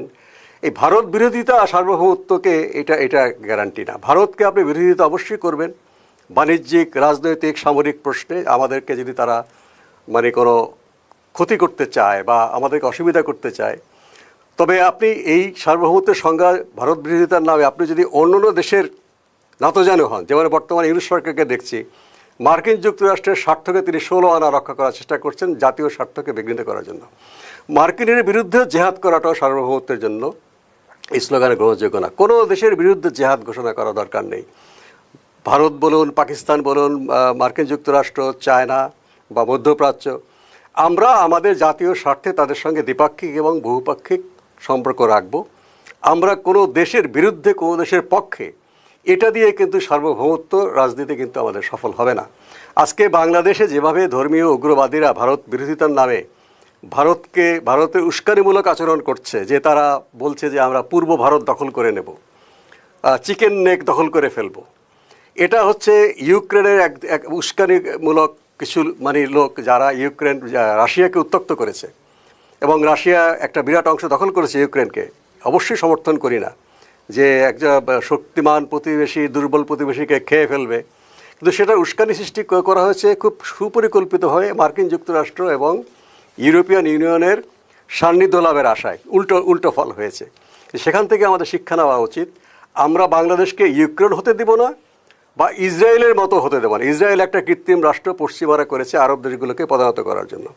আমরা বাংলাদেশকে কোনো সাম্রাজ্যবাদী শক্তির মতো, ইসরায়েলের মতো ভাড়াটিয়া সন্ত্রাসী রাষ্ট্রের মতো আমরা প্রতিবেশী দেশগুলোকে অশান্তিতে রাখার জন্য ব্যবহৃত হব না, বা আমরা হঠকারী আচরণ করে ইউক্রেনের মতো বাংলাদেশের সার্বভৌমত্বকে আমরা বিপদে ফেলব না। আমরা সমমর্যাদার ভিত্তিতে, আমাদের স্বার্থের ভিত্তিতে কাজ করব। এবং ভারত আমাদের নিকটতম প্রতিবেশী তো বদলানো যায় না, অনেকেই বলেছেন। কাজে প্রতিবেশীর সঙ্গে আমাদের অবশ্যই একটা নিবিড় সম্পর্ক থাকতে হবে, সেটা হবে সমমর্যাদার ভিত্তিতে। এক্ষেত্রে আমরা ইউরোপিয়ান ইউনিয়নের উদাহরণ নিতে পারি, বা আরও যে সৎ প্রতিবেশী সুলভ যে সমস্ত উদাহরণগুলো আছে নিতে পারি। আমাদের একটা যুদ্ধংদেহী মনোভাব নিয়ে আমরা সার্বভৌমত্ব রক্ষা করতে পারবো। জাতীয়তাবাদী দল অতীতে যেটা করেছে, জিয়াউর রহমানের সময় যেটা হয়েছে, সেটা গ্রহণযোগ্য নয়। যে এটা তারা পূর্ব ভারতে অস্থিতিশীলতা করার জন্য বাংলাদেশকে ঘাঁটি হিসেবে ব্যবহার করা, তাদের অস্ত্র, ইভেন খালেদা জিয়ার সময় 2001 থেকে 2006 পূর্ব ভারতে যে চালান দেওয়ার জন্য কয়েক ট্রাক অস্ত্র এখানে এসেছিল। এক মিনিট ইন্টারাপ্ট করি। জি। আমরা দেখতে পাচ্ছি তারেক রহমান একটি লাল সবুজ গাড়িতে করে আসছেন, সেখানে লেখা সবার বাংলাদেশ। এটা তারই একটা স্লোগান, কিছুদিন আগে তিনি এটা প্রচলন করেন। গাড়ি খুব ধীরলয়ে চলছে, দুপাশে সশস্ত্র প্রহরা দেখা যাচ্ছে এবং তারেক রহমান হাত নাড়ছেন জনগণের উদ্দেশ্যে। বেশ বেশ কড়া নিরাপত্তা মনে হচ্ছে, বেশ কয়েক সারি সশস্ত্র নিরাপত্তা রক্ষী তার পাশে পাশে চলছেন। সবার বাংলাদেশ, মোস্তাক ভাই। জি, আমরা আশাবাদী যে শান্তিপূর্ণভাবে এবং নিরাপদে জনাব তারেক রহমান সভাস্থলে পৌঁছবেন এবং সভাস্থল থেকে একই রকমভাবে শান্তিপূর্ণভাবে এবং নিরাপদে তিনি তার মা বেগম খালেদা জিয়াকে দেখা করতে যাবেন। এটা যেন নির্বিঘ্ন হয়। সরকার দায়িত্ব পালন করছে, শুধু সরকার নয়, এখানে জনগণকেও এই বিষয়ে সতর্ক থাকতে হবে। তারেক রহমান সহ কোনো রাজনৈতিক নেতা, কোনো ব্যক্তি যেন বাংলাদেশে তার নিরাপত্তা বিঘ্নিত না হয়। কাজে একটু উদ্বিগ্ন আছে সবাই যে তারেক রহমানকে ঘিরে নানা রকম গুজব, যে তার নিরাপত্তা বিঘ্নিত হতে পারে, এই জন্য তিনি কি আসতে দেরি করেছেন কিনা, সত্যিকার ঘটনা আমরা জানি না, উনি বলতে পারবেন। তো সেই গুজব যেন গুজবই থাকে, সেই গুজবটার সেখানে মৃত্যু ঘটে এবং আমরা স্বাভাবিক শান্তিপূর্ণ বাংলাদেশে যেতে পারি। তো আমি আগের পয়েন্টে ফেরত যাই, আপনি যেটা বলতেন সবার আগে বাংলাদেশ, যেই সার্বভৌমত্ব বা জাতীয়তাবাদী যে জায়গাটা আপনি ব্যাখ্যা করলেন, সেই রেটরিকটা এই সবার আগে বাংলাদেশ স্লোগানেও পাওয়া যাচ্ছে। এখন বাংলাদেশের অনেক গোষ্ঠী তারা নিজেদেরকে অন্য দেশ দ্বারা আক্রান্ত মনে করেন এবং সেই আক্রান্ত বোধ থেকে তারা হচ্ছেন নানা ধরনের কর্মসূচি নেন এবং নানা ধরনের বিরোধিতার রাজনীতি করেন এবং সেই তারা ওই ব্যাখ্যা করেন যে ওই বোধটা হচ্ছে তাদের জাতীয়তা, জাতির যে স্বার্থ রক্ষা সেটার ভিত্তি। তো এটা মানে কোন দিকে যাবে আর কি? জি, সবার আগে বাংলাদেশ স্লোগানটা বেশ মানে মানুষ এটা হতে পারে, আকৃষ্ট হতে পারে, কিন্তু আমরা একটা উন্নয়নশীল দেশ, এটা হয়তো আমাদের জন্য অন্যদের জন্য খুব একটা ক্ষতিকর হবে না আমরা আশা করি। দেখুন, ডোনাল্ড ট্রাম্প যখন ক্ষমতায় ছিলেন এর আগের, তিনি বলেছেন make America great again, MAGA। ওটা কিন্তু আমাদের জন্য ক্ষতিকর হয়েছে। যে মেক আমেরিকা গ্রেট অ্যাগেইন একটা উগ্র জাতীয়তাবাদ, সেটা কিন্তু ইভেন দেখেন গ্রিনল্যান্ড দখল করার জন্য উনি আমেরিকা গ্রেট করতে যাচ্ছেন, কানাডাকে অঙ্গরাজ্য করতে যাচ্ছেন। বাংলাদেশ নিশ্চয়ই সবার আগে বাংলাদেশ বলে আমরা সেই ধরনের কোনো কাজে যাব না বা ব্যবহৃত হব না। আমরা তো যাবো না সেই কাজে, আমরা যেন অন্যদের দ্বারা ব্যবহৃত না হই। আর সার্বভৌমত্ব বিষয়ে যেটা বললেন যে হ্যাঁ, নিশ্চয়ই আমাদের প্রতিবেশী দেশ সহ অন্য কোনো দেশ দ্বারা যদি আমাদের সত্যি সত্যি ক্ষতিগ্রস্ত হওয়ার আশঙ্কা থাকে, অবশ্যই প্রতিবাদ করবো, এই বিষয়ে কোনো সন্দেহ নেই। যেমন ফারাক্কা বাঁধ নিয়ে বাংলাদেশের জনগণের একেবারে সুটি ন্যায্য উদ্বেগ আছে, ক্ষোভ আছে। আপনার তিস্তা চুক্তি হচ্ছে না, হতে হচ্ছে না, তারা একটা উসিলা দিল যে পশ্চিমবঙ্গের রাজ্য সরকার চাচ্ছে না। এটা তারা কি সমাধান করতে পারতো না? এমন এটা তো পাতানো খেলা। এভাবে আমাদের অভিন্ন নদী প্রবাহ নিয়ে সমস্যা আছে, অন্যান্য নদী নিয়ে সমস্যা আছে, এটা নিয়ে অবশ্যই আমরা প্রতিবাদ করব। সীমান্তে হত্যা হচ্ছে, কোথায় কোথায় গুলি হচ্ছে, কোনো ধরনের এরকম সীমান্ত গুলি হত্যা কোনো দেশে যুদ্ধ যদি না থাকে এটা তো হয় না। সেগুলো নিয়ে অবশ্যই আমাদের কনসার্ন থাকবে। বাণিজ্য ঘাটতি দূর করার জন্য আমাদের থাকবে, পারস্পরিক সহযোগিতা আমরা চাই। আমাদেরকে যেন মানে দয়ার পাত্রে পরিণত করা না হয়। আমরা অবশ্যই দুই দেশের মধ্যে ইউরোপিয়ান ইউনিয়নের মতো যোগাযোগ, ইন্টারকানেক্টিভিটি সমমর্যাদার ভিত্তিতে যেন হয়, সেটা অবশ্যই চাই। কিন্তু এটার হুজুগ তুলে ভারতের শত্রু যারা, তাদের সুদৃষ্টি বা কৃপা আহ্বান করার জন্য বা তাদের স্বার্থ রক্ষা করতে গিয়ে যদি ভারত বিরোধী জজবা তোলা হয়, সেটা আমাদের জাতীয় স্বার্থের জন্য ক্ষতিকর।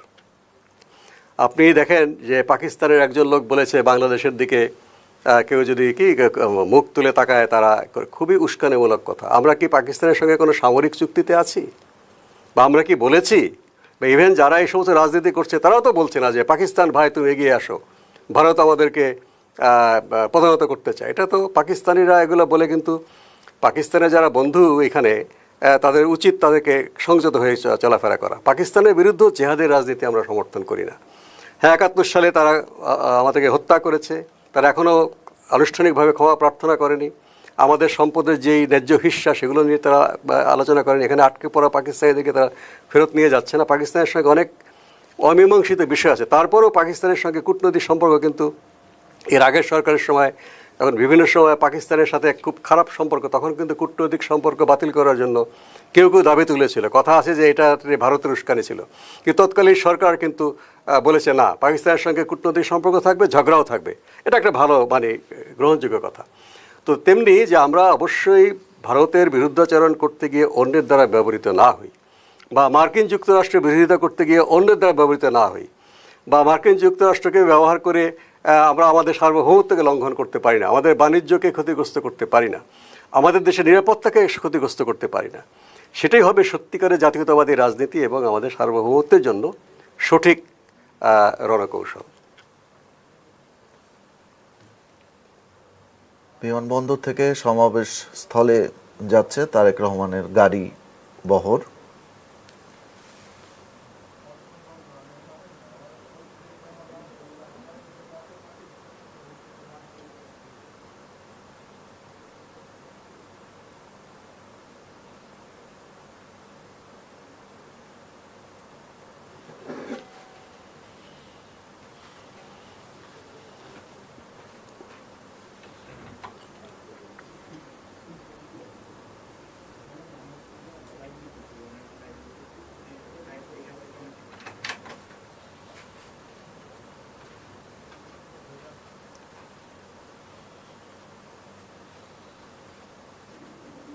নেতাকর্মীদের বাংলাদেশের পতাকা এবং দলীয় পতাকা হাতে হর্ষধ্বনি করতে করতে এগিয়ে যেতে দেখা যাচ্ছে।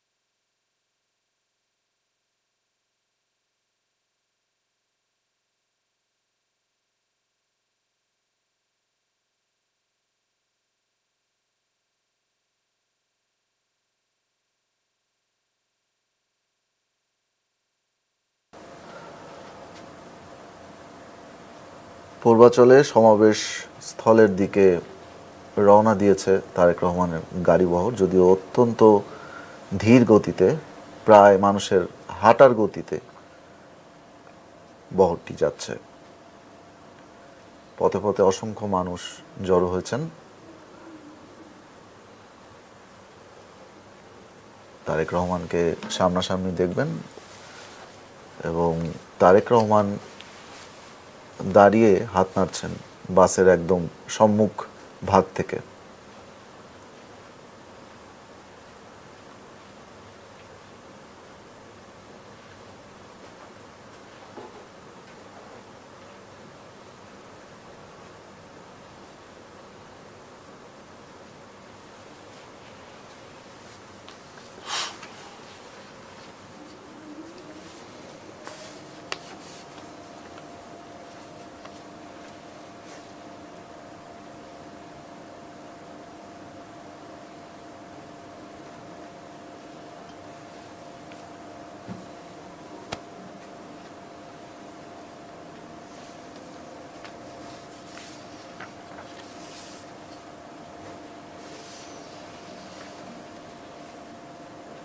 বাংলাদেশ বিমানের BG-202 ফ্লাইটে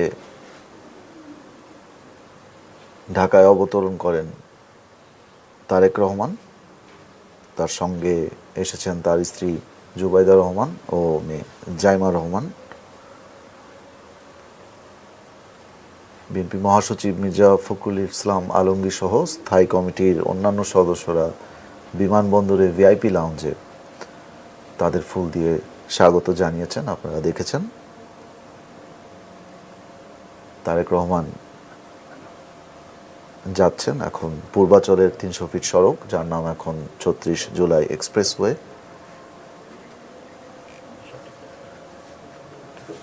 17 বছর পরে আসলে তারেক রহমান যে ঢাকা শহরে নামলেন সেটা তো অনেকটাই অন্যরকম, দৃশ্যগতভাবেও অন্যরকম।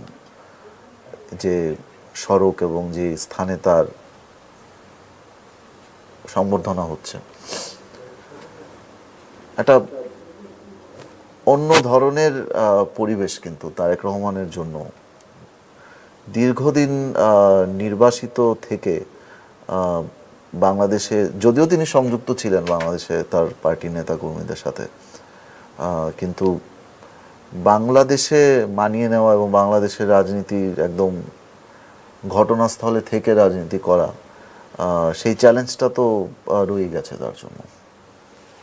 হ্যাঁ, আপনি ঠিকই বলেছেন যে যদিও তিনি ভার্চুয়ালি সংযুক্ত ছিলেন বা অনেকেই তার সাথে গিয়ে দেখা করেছে, নেতাদের বা কোনো কোনো কর্মী ব্রিটেনে তিনি যেখানে ছিলেন, তবে একটা নির্বাসিত নেতা হিসেবে উনি ছিলেন। একটু পার্থক্য হলো যে উনি যখন বাংলাদেশ থেকে যান তার দল কিন্তু বেআইনি ঘোষিত হয়নি, তার দল রাজনীতি করেছে, বিরোধী দলে ছিল এবং 2013-14 সাল থেকে তারা নিপীড়নের মুখে ছিলেন। নির্বাচনে তারা অংশগ্রহণ করেছে একবার। ওনার নামে অনেকগুলো মামলা ছিল, ফৌজদারি মামলাও ছিল, রাজনৈতিক মামলাও ছিল। তো সেটার ইমিডিয়েটলি সেটার কারণে তিনি আসতে পারেননি দেশে, মামলায় দণ্ডিত প্রাপ্ত অথবা মামলার বিচারাধীন ছিলেন। তার জীবনের নিরাপত্তা নিয়েও শঙ্কা ছিল। তিনি যখন ফখরুদ্দিন মঈনুদ্দিনের সরকারের সময় কথিত আয়নাঘরে ইয়েতে ছিলেন, বন্দী ছিলেন, তার উপর নির্যাতন করা হয়েছে বলে অভিযোগ আছে। তো এই জন্য সে নির্যাতনকারীদের প্রতিও একটা তাদের আচরণ কি হবে, একটা রাষ্ট্রীয় কর্তৃপক্ষ তাকে নির্যাতন করেছে, এইসব বিষয়। কিন্তু রাজনৈতিকভাবে বিএনপি নির্যাতিত ছিল কিন্তু বেআইনি ছিল না। যেমন ইরানের ধর্মীয় নেতা খোমেনি, তিনি দীর্ঘদিন প্যারিসে নির্বাসিত ছিলেন, তার দলটাও কিন্তু নিষিদ্ধ ছিল, তারা ভিন্ন নামে কাজ, ধর্মের আবরণে কাজ করেছে। তো সেদিক দিয়ে একটু ডিফারেন্ট। তবে প্রধানত বিশেষ করে কিন্তু ইসলামী বিপ্লবের পরে তো তারা আবার অন্য পার্টিকে, হ্যাঁ, সেটা তারা নিজেরাই নিপীড়কে পরিণত হয়েছে। নিপীড়নের বিরুদ্ধে সংগ্রাম করতে গিয়ে তারা বিপ্লবের নাম নিয়ে তাদের বিপ্লবের অন্যান্য যারা সহযোগী তাদেরকে নিষ্ঠুরভাবে দমন করেছে, যে সেটা ভিন্ন প্রশ্ন। তো জনাব তারেক রহমান রাজনৈতিক বিষয়, মামলার বিষয়, এইসব নানা কারণেই তিনি দেশে আসতে পারেননি। তিনি সর্বশেষ তিনি বলেছেন যে তার নিয়ন্ত্রণে সব কিছু নয়। তো সেগুলো জানা প্রয়োজন, কারণ তারেক রহমানের সাথে যদি কোনো অন্যায় করা হয়ে থাকে তাহলে এখান থেকে অন্যান্য দেশের অন্যান্য রাজনীতিবিদরাও কিন্তু এখান থেকে শিক্ষা নেবেন, বা অন্য দেশের রাজনীতিবিদরাও শিক্ষা নেওয়ার বিষয় আছে যে এই ধরনের ঘটনা যেন না ঘটে। যদি অন্যায়ভাবে তাকে কেউ বাধা দিয়ে থাকে দেশে আসার জন্য, সেটা ওনার বিবেচনায় ওনার পরিষ্কার করা উচিত। তো যেমন এখন কিন্তু আপনার গণ অভ্যুত্থানে পরাজিত আওয়ামী লীগ, তার শীর্ষ নেত্রী শেখ হাসিনা সহ অনেকেই নির্বাসিত, যদিও প্রেক্ষাপট ভিন্ন। গণ অভ্যুত্থানের মাধ্যমে তারেক রহমান বিদেশে নির্বাসিত হননি, তিনি সামরিক সরকার সমর্থিত তত্ত্বাবধায়ক সরকারের কারণে তাকে নির্বাসনে যেতে হয়েছে এবং মামলার পরবর্তী পর্যায়ে মামলা ছিল। তো কাজেই বিদেশে থেকে রাজনীতি করা এবং তৎকালীন আওয়ামী লীগ সরকার যেই ভাষায় তারেক রহমানকে ভর্ৎসনা করেছে, অরাজনৈতিক রাজনৈতিক ভাষা উভয়ই, এগুলো এখন এই যারা এখন পালিয়ে আছে আওয়ামী লীগের, তাদের উপরে কেউ কেউ প্রয়োগ করছেন। হ্যাঁ, এবং দেশে কেন আসছে না তারা। কাজে নির্বাসনে কেন তারা গেলেন, কেন দেশে ফিরতে পারেন নাই, এই কারণগুলো আলোচনা হওয়া দরকার, যেটা ভবিষ্যৎ রাজনীতির জন্য আমাদের একটা ইতিবাচক জায়গায় যেতে কাজে লাগবে এবং যারা অন্যায় অপরাধী তাদেরকে শাস্তি দিতে সহায়তা করবে। তো আশা করি যে উনি দেশে ফিরে এসে সরাসরি সংযোগ, তিনি হয়তো কোনো কোনো নেতা এবং কর্মীর সঙ্গে ব্রিটেনে বসে দেখা সাক্ষাৎ করেছেন, কথা শুনেছেন, সেটা অনেকটা একপাক্ষিক বটে। অবশ্য অন্যান্য দলের নেতারাও তার সাথে দেখা করেছেন। তো বাংলাদেশে এসে সরাসরি তিনি কর্মীদের যে তাদের হৃদস্পন্দনটা অনুভব করবেন, অন্য সাধারণ জনগণের সঙ্গে মিশবেন এবং নিশ্চয়ই এই পরিবর্তনটা কিভাবে গণতন্ত্র উত্তরণের পক্ষে কাজে লাগানো যায়, আমরা আশা করব তিনি সেই দিকে অবদান রাখতে পারবেন। আমরা জানি যে তারেক রহমান শনিবার ভোটার তালিকায় নাম লেখাবেন। 2008 সালে যখন ছবিসহ ভোটার তালিকা তৈরি হচ্ছিল সে সময় তিনি কারাগারে ছিলেন। তো ওই বছর 11ই সেপ্টেম্বর তিনি জামিনে মুক্তি পান এবং ওই দিনই স্ত্রী কন্যাকে নিয়ে লন্ডন চলে গিয়েছিলেন। তো আর আজকে ফিরলেন। তো তার কিছু প্র্যাকটিক্যাল, কিছু অফিসিয়াল কিছু কাজও করতে হবে, কিন্তু সেটা বড় কথা নয়। ব্যাপারটা হচ্ছে যে উনি বাংলাদেশের রাজনীতির যে দেশে থাকা যে মূলধারা সেটার সাথে সংযুক্ত হচ্ছেন। সেখানে একটা প্রসঙ্গ অবশ্যই আসবে যে তার যে পারিবারিক পরম্পরা এবং তার বাবা এবং মায়ের প্রতি বাংলাদেশের অনেক মানুষের যে ভালোবাসা, সেটার অংশীদার তিনিও। তার অফিসিয়াল নাম তারেক রহমান, কিন্তু তাকে সবাই তার নেতাকর্মীরা তারেক জিয়া বলেন, যেহেতু তার বাবার নামের অংশটা ওখানে প্রতিভাত হচ্ছে। এই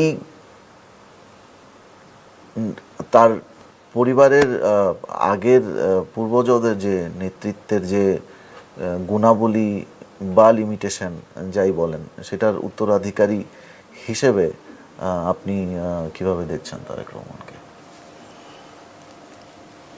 তার বাবা বা মায়ের উত্তরাধিকার সবগুলো কিন্তু ইতিবাচক নয়, কতগুলো লায়াবিলিটিস বা দায়ও আছে। জনাব জিয়াউর রহমান সামরিক শাসক ছিলেন। তিনি কর্নেল তাহের সহ সামরিক বাহিনীর অনেককে তার সময় ফাঁসিতে ঝুলিয়ে বা ফায়ারিং স্কোয়াডে হত্যা করা হয়েছিল। তো অনেক বিষয়ে কিন্তু এইসব নিয়ে অভিযোগ, তর্ক আছে, বিতর্ক আছে। তবে একটা বিশৃঙ্খল অবস্থা থেকে, যেটা 75 সালে বিশেষ করে অভ্যুত্থান, পাল্টা অভ্যুত্থান বা এর আগে আওয়ামী লীগের ছত্রছায়া যে অরাজকতা ছিল, আওয়ামী লীগ কর্মী নামধারীদের অত্যাচার, নির্যাতন, সেখান থেকে একটা শান্ত স্থিতিশীল জায়গায় জিয়াউর রহমান সাহেব ক্ষমতা নেওয়ার পরে তিনি নিয়েছেন। এই জন্য কিন্তু তৎকালীন সময়ের মধ্যবিত্ত সমাজ বা উচ্চবিত্ত তারা কিন্তু জিয়াউর রহমানকে ইতিবাচকভাবে মূল্যায়ন করে, যে একটা অরাজক পরিস্থিতিকে একটা স্থিতিশীল জায়গায় নিয়ে আসা, যে বিশৃঙ্খলা যদিও সেটা তিনি করেছেন, যে একটা তার দর্শন নিশ্চয়ই মানে মুক্তিযুদ্ধের যে সেটা তিনি পুঁজিবাদী ধারাই করার চেষ্টা করেছেন এবং পশ্চিমাদের সহযোগিতায় তাদের দর্শনে তারপর একটা স্থিতিশীলতা তিনি আনতে চেষ্টা করেছেন। শেখ হাসিনার প্রত্যাবর্তনও কিন্তু তার সময় হয়েছিল। হ্যাঁ, এগুলো এবং দলগুলো যে বাকশালের সময় সব দল নিষিদ্ধ হয়ে গিয়েছিল।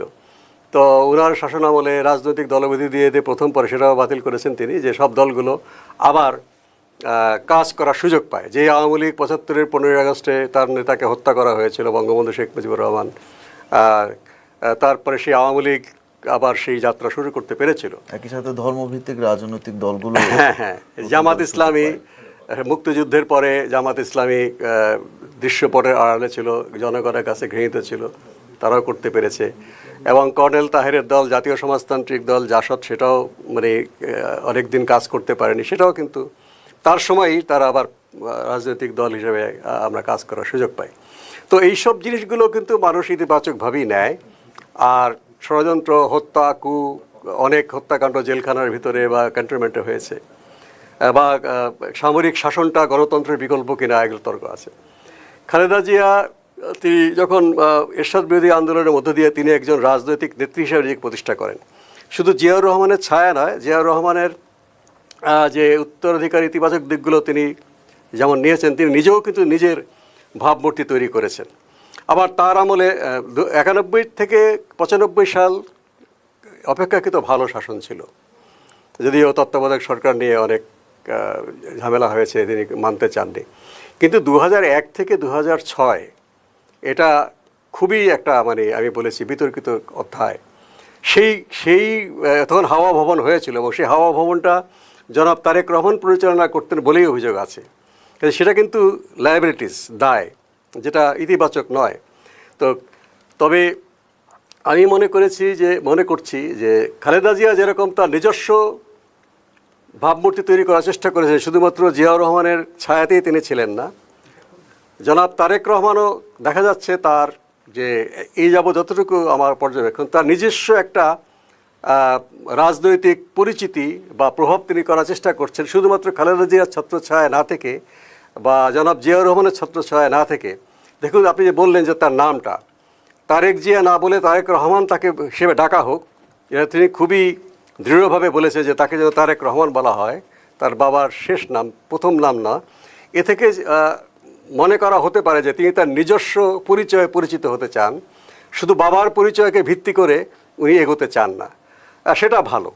এবং অতীতের যে লায়াবিলিটিস জনাব জিয়াউর রহমান এবং বেগম খালেদা জিয়ার, সেগুলো থেকে তাকে বেরিয়ে আসতে হবে। জানি না সেটা তার বিষয়, এবং তিনি সেটাকে মানে সম্পদ মনে করেন নাকি দায় মনে করেন, সেটা তার বিষয়। এবং নতুন দিনের একটা গণতান্ত্রিক উত্তরণের জন্য তিনি ইতিবাচক ভূমিকা রাখেন, নিশ্চয়ই তিনিও স্মরণীয় হয়ে থাকবেন। আমরা সরাসরি দেখতে পাচ্ছি 300 ফিট অঞ্চলে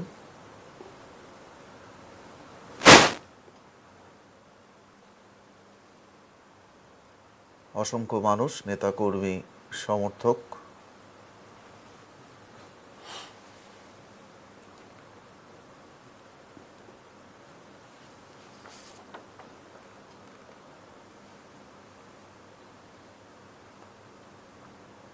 আজকে বিমানবন্দরে উষ্ণ অভ্যর্থনার পর বিএনপির পতাকার রঙে সাজানো বাসে চড়ে নেতাকর্মীদের সঙ্গে 300 ফিট সড়কের পথে রওনা দিয়েছেন তারেক রহমান।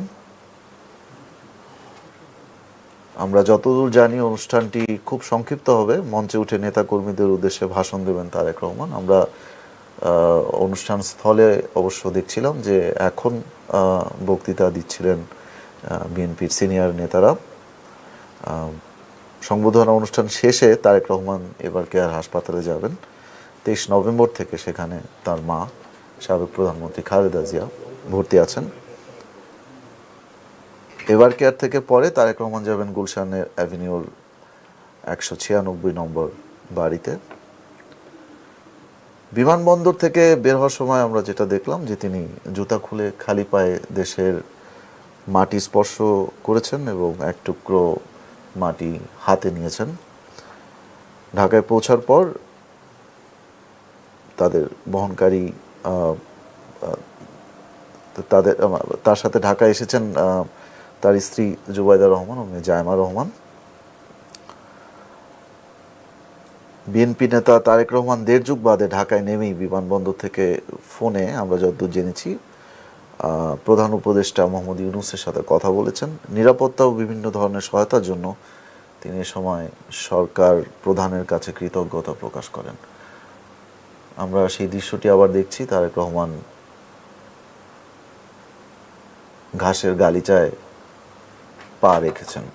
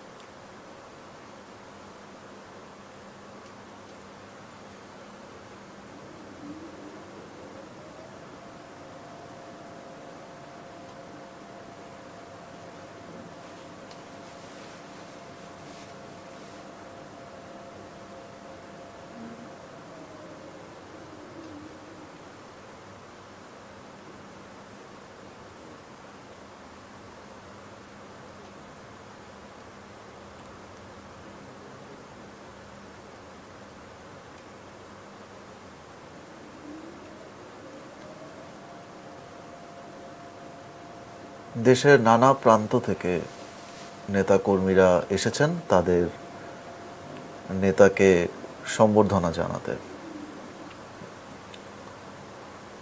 যার যার এলাকার ব্যানার নিয়ে দাঁড়িয়ে আছেন।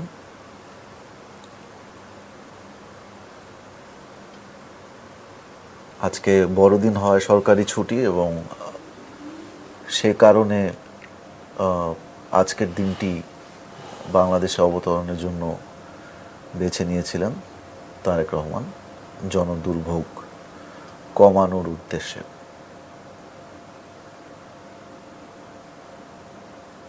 যদিও বিপুল সংখ্যক মানুষ রাজধানীতে জড়ো হয়েছেন এবং বিপুল সংখ্যক বাস রাজধানীতে গতকাল থেকে প্রবেশ করেছে এবং প্রধান প্রধান সড়কে যাতায়াতে কিছুটা বিঘ্ন হয়েছে।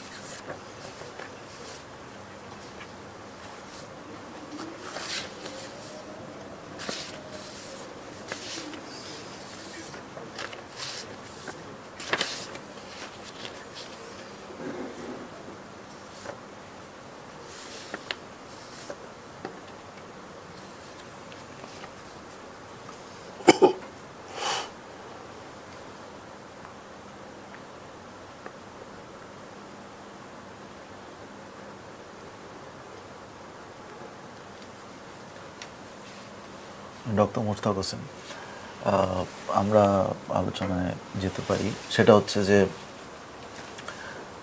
বাংলাদেশের রাজনীতি আপনি বহু বছর ধরে সম্পৃক্ত এবং দেখেছেন, এবং রাজনৈতিক দলগুলো নানা বিবর্তনের মধ্যে দিয়ে যায়।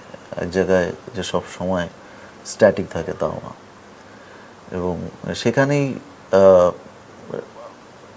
রাজনৈতিক কর্মী হিসাবে বা রাজনৈতিক বিশ্লেষক বা পর্যবেক্ষক হিসাবে প্রশ্নটা, সেখানে আসলে ইনোভেশনের একটা জায়গা থাকে।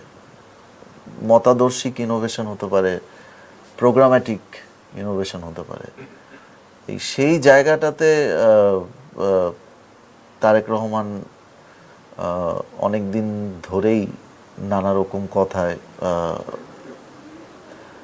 এক ধরনের বার্তা দিয়েছেন যে এক ধরনের উদ্ভাবনী রাজনৈতিক কার্যক্রম তিনি গ্রহণ করেছেন।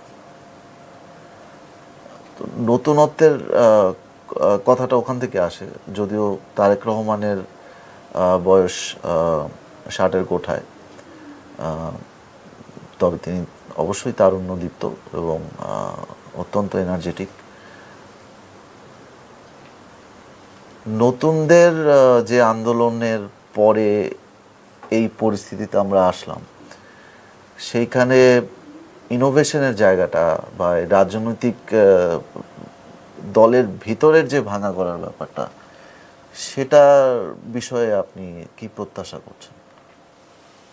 আপনি রাজনৈতিক দলের ভিতরে বলছেন কি তার নিজের দল নাকি অন্যান্য দল সবগুলো মিলিয়ে বলছেন? না,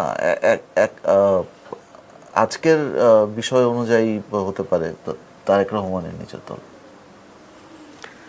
হ্যাঁ, জাতীয় কিন্তু অন্যান্য দলের ব্যাপারেও এটা সত্য যে একটা দল দীর্ঘ সময় কার্যকর, একটা জনগোষ্ঠীর ভিতরে কার্যকর থাকার জন্য তাকে বিভিন্ন ধরনের রণনীতি বা কৌশল অর্জন করতে হয় এবং সেখানে ইনোভেশন এর প্রয়োজন আছে।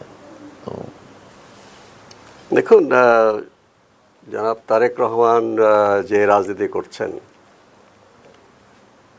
আমার আদর্শের সঙ্গে তো অনেক ক্ষেত্রেই বিপরীত, কিছু কিছু মিলও আছে। এখন আমার অবজারভেশন বা আমার পর্যবেক্ষণ হচ্ছে যে আওয়ামী লীগ বা বিএনপি, জাতীয় পার্টি, এ ধরনের দলগুলো যেই ব্যবস্থায় বাংলাদেশ চলছে সেটাকেই তারা মূল অক্ষুণ্ণ রেখে এগোতে চান।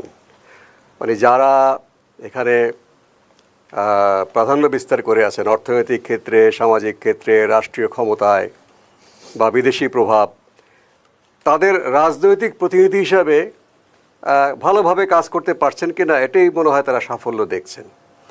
কিন্তু আমি যে রাজনীতিকে সমর্থন করি, আমরা এগুলো পরিবর্তনের রাজনীতি করি। আমরা যে বিদ্যমান ব্যবস্থা চলছে এটাকে আমরা এতে সুখী না। আমরা বৈষম্য কমানোর জন্য বলছি, যে যেহেতু এই স্লোগানে গণ অভ্যুত্থান হয়েছে, বৈষম্য কতটুকু কমেছে জানি না।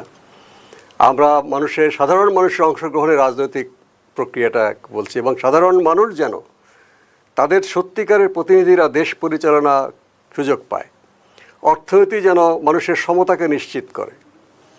তবে তা সত্ত্বেও জনাব তারেক রহমানের কাছে আমরা যেটা আশা করি, যারা অন্যান্যরা আছি বাইরে বা তাদের অন্য আদর্শের লোক, তিনি বা তার দল যেই কথাগুলো বলেছে সেগুলো তারা বাস্তবায়ন করুক।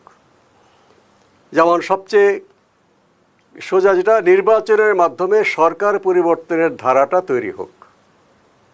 অতএব এটুকু তো তাদের আদর্শের মধ্যেই আছে যে জনগণ ভোট দেবে, ভোটে যারা জিতবে তারা সরকার গঠন করবে, যারা ভোটে হারবে তারা বিরোধী দল হবে, এবং অন্য রাজনৈতিক দলগুলো অবাধে তাদের রাজনীতি করার সুযোগটা পাক। এটা গণতন্ত্রের সব কিছু নয়, পোশাকি গণতন্ত্র বলি আমাদের খুব ভাষায়, চরম তাত্ত্বিক ভাষায়। এই পোশাকি গণতন্ত্র কিন্তু এই আওয়ামী লীগ, বিএনপি, জাতীয় পার্টির হাতে আমরা নিরাপদ থাকতে দেখিনি।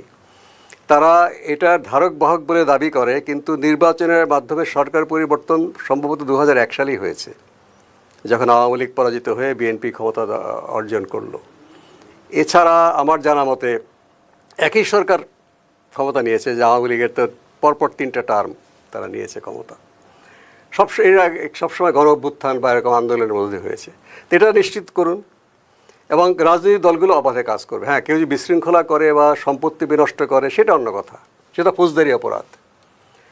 তারপরে অর্থনীতিতে পুঁজিবাদী অর্থনীতির সমর্থক উনি, আমরা একটা গণমুখী অর্থনীতি চাই। তিনি বলেছেন অবশ্য তার দল যেটা জনকল্যাণমূলক রাষ্ট্র তারা করবেন। তাহলে লুটপাটটা বন্ধ করতে হবে, দুর্নীতি বন্ধ করতে হবে। দুর্নীতি বড় আকারে দুর্নীতি, কোটি কোটি সাগর চুরি, পুকুর চুরি, ছোটোখাটো দুর্নীতির কথা বাদ দিলাম, যে ব্যাংকগুলো খালি করে ফেলা হয়েছিল গত সরকারের আমলে, ব্যাংকের টাকা লোপাট করাটাই কৃতিত্ব, এগুলোকে তিনি বন্ধ করার চেষ্টা করুক। মানে যেগুলো তাদের ফিলোসফির মধ্যেই, তাদের অবাধ মুক্ত বাজার অর্থনীতির মধ্যেই যেটা আসে, সেটাই তার চেয়ে বেশি আশা নিশ্চয়ই করব না আমরা। তিনি এইগুলো যদি বন্ধ করার জন্য উদ্যোগ নেন, তাহলে কিন্তু দেশের বিরাট পরিবর্তন আসবে।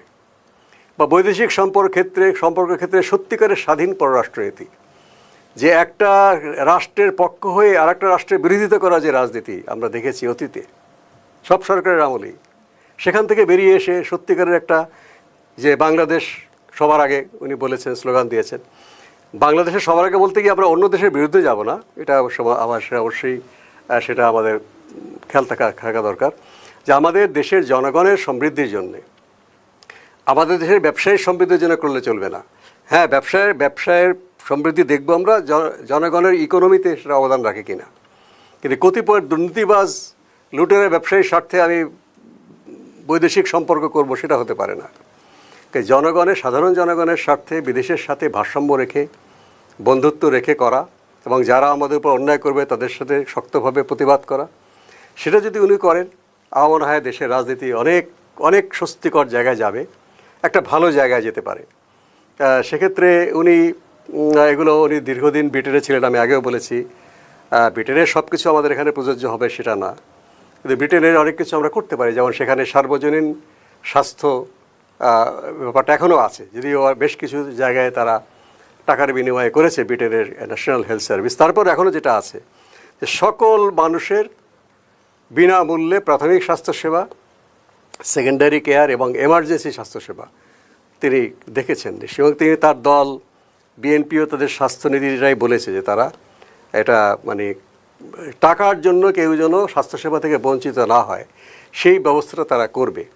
এবং স্বাস্থ্য নিয়ে যারা কাজ করছেন বিএনপিতে বেশ কয়েকজন মেধাবী লোকজন আছেন, এবং জনাব তারেক রহমান তাদেরকে স্বাধীনতা দিয়েছেন সেটা করার জন্য। আশা করি তিনি সেটা কার্যকরী করবেন।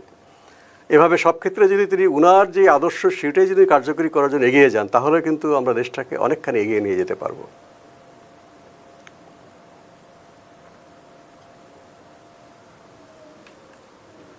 দর্শক, অনুষ্ঠানটি সরাসরি সম্প্রচারিত হচ্ছে bdnews24.com-এর ওয়েবসাইটে, bdnews24.com-এর ফেসবুক পেজে এবং ইউটিউব পেজে। আপনারা দেখতে পাচ্ছেন তারেক রহমানকে বহনকারী বাসটি একটু একটু করে এগোচ্ছে সম্বর্ধনা স্থলের দিকে।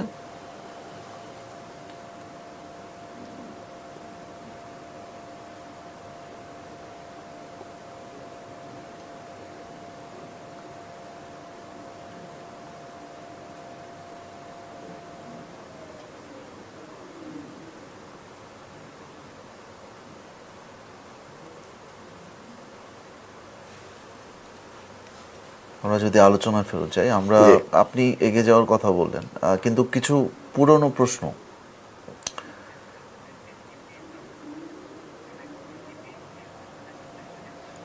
সেই এগিয়ে যাওয়ার সাথে কিছু পুরনো প্রশ্নের সমাধান বা উত্তর প্রয়োজন। যেমন আমরা জানি যে তারেক রহমানের নামে অনেকগুলো মামলা হয়েছিল, সেখানে তিনি দোষী সাব্যস্ত হয়েছিলেন, তার সাজাও ঘোষণা হয়েছিল। আবার সেই মামলাগুলো রাজনৈতিক বিবেচনায় তুলে নেওয়া হয়েছে এবং ওনাকে অ্যাকুইট করা হয়েছে। কিন্তু যে ঘটনাগুলা বা যেই ব্যাপারগুলা নিয়ে এই মামলাগুলা ছিল, সেই ইস্যুগুলা কি বিএনপি অ্যাড্রেস করবে, বা সেগুলা কি তারেক রহমান সেটা অ্যাড্রেস করবেন? তিনি করবেন কিনা সেটা উনি ভালো বলতে পারবেন। তবে এটা মানে আমাদের কাছে প্রশ্ন, আমরা তখনও আমাদের দল থেকে বিবৃতি দিয়ে বলেছি, যেমন গ্রেনেড হামলা, আইভি রহমান সহ অনেকে প্রাণ হারিয়েছেন সেই হামলায়, শেখ হাসিনাকে হত্যা করার চেষ্টা করা হয়েছে। সকল আসামি যদি খালাস পেয়ে যায় তাহলে এটা করলোটাকে, তাহলে নতুন করে তদন্ত করুক এবং বিচার বিভাগের স্বাধীনতা পেয়েছে কিনা সেটার পরীক্ষা হয়ে যাক, যে তারা নির্মোহভাবে পক্ষপাতহীনভাবে তারা তদন্ত করে দেখুক এবং এতে যদি তারেক রহমান নিজেও শাস্তি পেতে থাকেন, পাওয়ার জন্য তিনি অভিযুক্ত হন, মানে তাত্ত্বিকভাবে বলতে গেলে তাকে সেটা সাবমিট করা উচিত যে আমি করবো, কিন্তু সেটা করবেন কিনা জানি না। বাবা আমাদের দেশের রাজনীতিক বা আমার দলের ক্ষেত্রেও যেটা করবে কিনা আমার দলের নেতা, সেটা কিন্তু প্রশ্ন মানে থেকে যায়। তো এই যে কতগুলো লোমহর্ষক হত্যাকাণ্ড, সন্ত্রাসী ঘটনা রাষ্ট্রীয় বাহিনীকে ব্যবহার করে করা হয়েছে, এগুলোর অন্তত পক্ষে ফ্যাক্ট ফাইন্ডিং হোক যে কোথা থেকে হয়েছে ঘটনাটা। যদি ভুল হয়ে থাকে 2001 থেকে 2006 সরকার এসে ভুলটা অকপটে স্বীকার করুক যে অনেক কিছুই তাদের নিয়ন্ত্রণে ছিল না, বা তাদের নামে এটা করা হয়েছে, বা তাদের সহকর্মীরা এটা করেছে, এটা উচিত হয়নি, তাহলে ভবিষ্যতে এই কাজটা হবে না, তাই না? কাজেই এই অন্যায়গুলো, অপরাধগুলো, 10 ট্রাক অস্ত্র চোরাচালান অবশ্যই শুধু দেশের আভ্যন্তরীণ স্থিতিশীলতা বিনষ্ট করার জন্য দায়ী না, প্রতিবেশীর সঙ্গে সম্পর্ক, এমনকি মার্কিন যুক্তরাষ্ট্র পর্যন্ত এই 10 ট্রাক অস্ত্রের বিষয়ে গভীর উদ্বেগ প্রকাশ করেছে এবং এটা শাস্তি হওয়া উচিত বলেছে। মানি লন্ডারিং মামলা হয়েছে, তার ভাই এবং তার সম্পর্কে অভিযোগ ছিল, এটারও কিন্তু সুরাহা হওয়া দরকার যে আসলে এটা হয়েছে, কে হয়েছে, কে অপরাধ করেছে, কে অন্যায় করেছে। এটাও মার্কিন যুক্তরাষ্ট্র, তাদের মানে বিএনপির সাথে মার্কিন যুক্তরাষ্ট্রের একটা ঐতিহাসিক দ্বন্দ্বপূর্ণ সম্পর্ক সেই 75 সালের পর থেকেই ছিল, জিয়া রহমানের সময় থেকে। তারা পর্যন্ত কিন্তু আপনার 2001 এবং 2006 সময় তাদের বিরুদ্ধে চলে গিয়েছে এই সমস্ত কর্মকাণ্ডের কারণে। কাজে সেগুলো তারা ভবিষ্যৎ চলার পথকে সুগম করার প্রয়োজনে, কোনো প্রতিহিংসা না বা কোনো করার জন্য না, এগুলো তাদেরকে আর সন্তোষজনক বা ভবিষ্যৎ রাজনীতির জন্য সহায়ক হিসাবে তদন্ত করা দরকার। যারা প্রকৃত দোষী তাদের শাস্তির দিকে যাওয়া দরকার, না হলে কিন্তু এই ধরনের ঘটনা পুনরাবৃত্তি হওয়ার আশঙ্কা থেকেই যায়। আমরা সেটা আশা করব তারা যেন বিচার বিভাগ এবং তদন্তকারী সংস্থা তাদেরকে সবাইকে এবং গণমাধ্যম স্বাধীনভাবে যেন এগুলো তাদের মতো করে অনুসন্ধান করার সুযোগটা পায়। বিমানবন্দর থেকে সমাবেশ স্থলের পথে তারেক রহমানের গাড়িবহর। তারেক রহমান প্রথম 3 দিন কি করবেন তার একটি সূচি এর মধ্যে বিএনপি জানিয়েছিল। আগামীকাল শুক্রবার জুমার নামাজের পর তিনি শেরে বাংলা নগরে যাবেন, সেখানে তার পিতা সাবেক রাষ্ট্রপতি জিয়াউর রহমান তার কবর জিয়ারত করবেন। সেখান থেকে সাভারে জাতীয় স্মৃতিসৌধে যাবেন, মুক্তিযুদ্ধের বীর শহীদদের প্রতি শ্রদ্ধা জানাবেন। শনিবার তিনি ভোটার তালিকায় নাম লেখাবেন,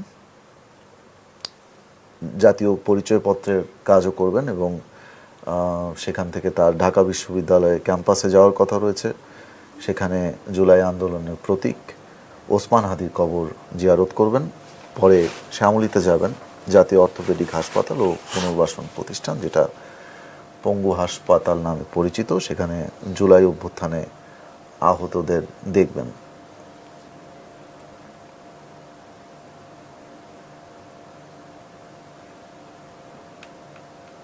পূর্বাচলে সংক্ষিপ্ত সংবর্ধনা শেষে তার যাওয়ার কথা এবার কেয়ার হাসপাতালে।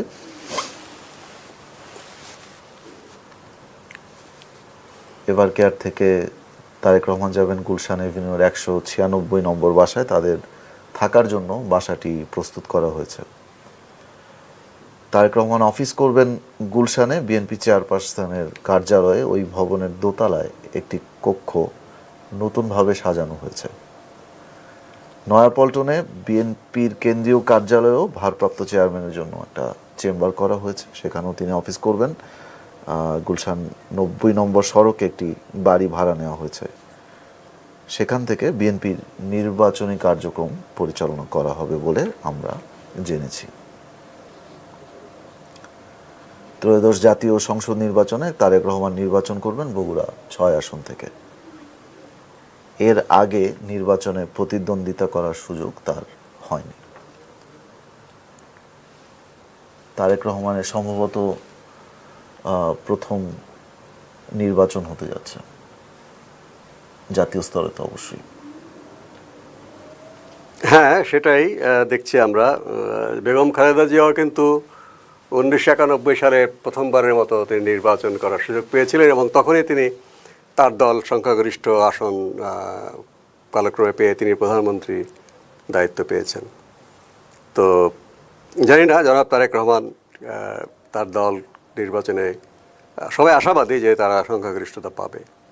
তো তিনিও তার মায়ের মতোই প্রথমবারের মতো নির্বাচন করছেন এবং অনেকের ধারণা যে তিনি আগামী দিনে প্রধানমন্ত্রী হবেন। তাদের দল প্রকাশ করেছে এটা, যে তাদের দল সংখ্যাগরিষ্ঠতা পেলে তিনিই হবেন পরবর্তী প্রধানমন্ত্রী। তো দেখা যাক, সুষ্ঠু নির্বাচন দরকার এবং তার আসনে যেন সুষ্ঠু নির্বাচনটা হয় তিনি সেটা নিশ্চিত করবেন। এবং তার দলের প্রার্থীরা 300 আসনেই এবং তার দলের মিত্ররা দাঁড়িয়েছেন। বাংলাদেশের সাধারণ নির্বাচনে প্রধানমন্ত্রী কে হবেন সেই পারসেপশনটা ভোটারের জন্য খুবই একটা ভোটারের সিদ্ধান্ত গ্রহণে একটা নিয়ামক ভূমিকা পালন করে, যে ওই পার্টির প্রধানমন্ত্রীকে। তারেক রহমানের যে লিডারশিপ বা যে ক্যারিশমা, যেটা তার পার্টির নেতাকর্মীরা যেটাকে ধারণ করেন বা যেটাকে ভালোবাসেন, তার বাইরেও তো বাংলাদেশের একটা বড় সংখ্যক ভোটার গোষ্ঠী আছে। তো তাদের দৃষ্টিভঙ্গিটা আসলে কি হতে পারে? জনাব তারেক রহমান, এর দুটো বিষয় আছে। একটা হচ্ছে তার ব্যক্তিগত অভিজ্ঞতা। তিনি কোনো সরকারি পদে ছিলেন না, যেমনটি তার মা ছিলেন না, বা দলকেও এককভাবে পরিচালনা করার তার অভিজ্ঞতা নেই। যে তার মা অবশ্য এককভাবে দলের নেত্রী হিসেবে এরশাদ বিরোধী আন্দোলনটা সুদীর্ঘ পথ পাড়ি দিয়েছেন, বা বিভিন্ন দলের সঙ্গে আলাপ আলোচনা, দলের সঙ্গে তিনি আপুসির নেত্রী, শুধু নিজের দল না, তিনি আন্দোলনকারী সকল দলের সাথে তিনি একাধারে কথা বলেছেন, নির্বাচনের সময় দর কষাকষি করেছেন। ছাত্র নেতা হিসাবে আমিও তার সাথে বেশ কয়েকবার কথা বলেছি, তিনি মনোযোগ দিয়ে শুনেছেন। সেরকম অভিজ্ঞতা জনাব তারেক রহমানের সবটা হয়নি। হয়তো লন্ডনে বসে কোনো কোনো দলের আমি দেখেছি জামাত ইসলামীর নেতা তার সঙ্গে দেখা করেছেন, বা অন্য কেউ দেখা করে থাকতে পারে, সেটা আমরা জানি না। তো দল পরিচালনাও ঠিক তার মায়ের মতো অভিজ্ঞতা তার হয়নি। আর সরকারি দায়িত্ব তিনি কখনো ছিলেন না, সংসদ সদস্য ছিলেন না। আরেকটা হচ্ছে অন্যান্য দলের বিষয়, সেটা বিএনপি দলের সাথে কি সম্পর্ক সেই দলে তার উপর নির্ভর করে জনাব তারেক রহমানের প্রতি তার দৃষ্টিভঙ্গি কী হবে। ব্যক্তিগতভাবে বিএনপিতে মানে প্রধানমন্ত্রীর প্রতিদ্বন্দ্বী কেউ নেই, যে জনাব তারেক রহমান ছাড়াও অন্য কেউ এটার জন্যে প্রত্যাশী আছেন তেমন কেউ নেই। যদিও অনেক অভিজ্ঞ নেতা সেই দলে আছেন, অতীতে মন্ত্রিত্ব করেছেন, সরকারি দায়িত্ব পালন করেছেন, অনেক নেতা সেই দলে আছে। তো সেক্ষেত্রে অন্যান্য যে দলগুলো আছে তারা বিএনপির শাসন সম্পর্কে যে অভিজ্ঞতাটা আছে, বা জনাব তারেক রহমানের যে 2001 থেকে 2006 তিনি তখন তিনি দলের দায়িত্বে কিছু সময় ছিলেন, সিনিয়র যুগ্ম মহাসচিব, প্রথম দিকে তাও ছিলেন না, বা তিনি তার সরকার পরিচালনার মানে পর্দার অন্তরালের কাজগুলো তিনি করেছেন। সেগুলো নানা রকম অভিযোগও আছে তার সম্পর্কে, যে সব কাজ তিনি ভালো করেননি, নানা মানে দুর্নীতির অভিযোগ, ক্ষমতার অপব্যবহারের অভিযোগ, কারো কারোর সাথে রূঢ় ব্যবহারের অভিযোগ, যারা তিনি ক্ষমাও চেয়েছেন। অতি সম্প্রতি একটা ভার্চুয়াল সভায় দুঃখ প্রকাশ করেছেন। কাজেই ইতিবাচক নেতিবাচক সবগুলো একটা ধারণাই আছে। তবে যারা তার দলের বাইরে তারা নেতিবাচকটাই ধরে নিয়ে তাকে পর্যবেক্ষণ করবে, তিনি সেই নেতিবাচক জিনিসগুলো ধরে রাখেন কিনা। তবে প্রত্যাশা আমরা করব যে এত রক্তপাতের পরে যে গণতান্ত্রিক অভিযাত্রা আমরা ঢুকেছি 24 জুলাইয়ের গণঅভ্যুত্থানের পরে, আমরা চাই না যে যারাই নির্বাচিত হয়ে আসুক তারা ব্যর্থ হোক, তারা যেন একটা ভবিষ্যৎ সম্ভাবনার দুয়ারটা খুলে দিতে পারে। তবে আমি যেটা আগেও বলেছি যে লুটেরা অর্থনীতি, কালো টাকা, দুর্নীতি, পুকুর চুরি, সাগর চুরি, এগুলো বন্ধ করার যদি সিস্টেম না করা হয়, প্রাতিষ্ঠানিক ব্যবস্থা না করা হয়, একজন মানুষকে আপনি মানে তাকে ধর্মের দোহাই দিয়ে ভালো করে রাখতে পারবেন না। কারণ চুরি করার সুযোগ থাকলে এবং তার বিচার না থাকলে এগুলো কিন্তু ঠেকানো বহুত মুশকিল। এটা উন্নত দেশগুলোতেও একই অবস্থা। তো সেটা এবং গণতন্ত্রকে প্রাতিষ্ঠানিকভাবে দেওয়ার জন্য অন্তত পক্ষে এই দল বা যারা ক্ষমতায় আসবে আগামীতে যেন ভারসাম্যপূর্ণ একটা ব্যবস্থা থাকে। প্রধানমন্ত্রী খাতে যেন বিশাল বিপুল ক্ষমতাটা না থাকে, এজন্য ক্ষমতার ভারসাম্য যেন থাকে, জবাবদিহিতা থাকে। তাহলে কিন্তু আমরা আশা করি যে পরিবর্তনের একটা সূচনা হতে পারে।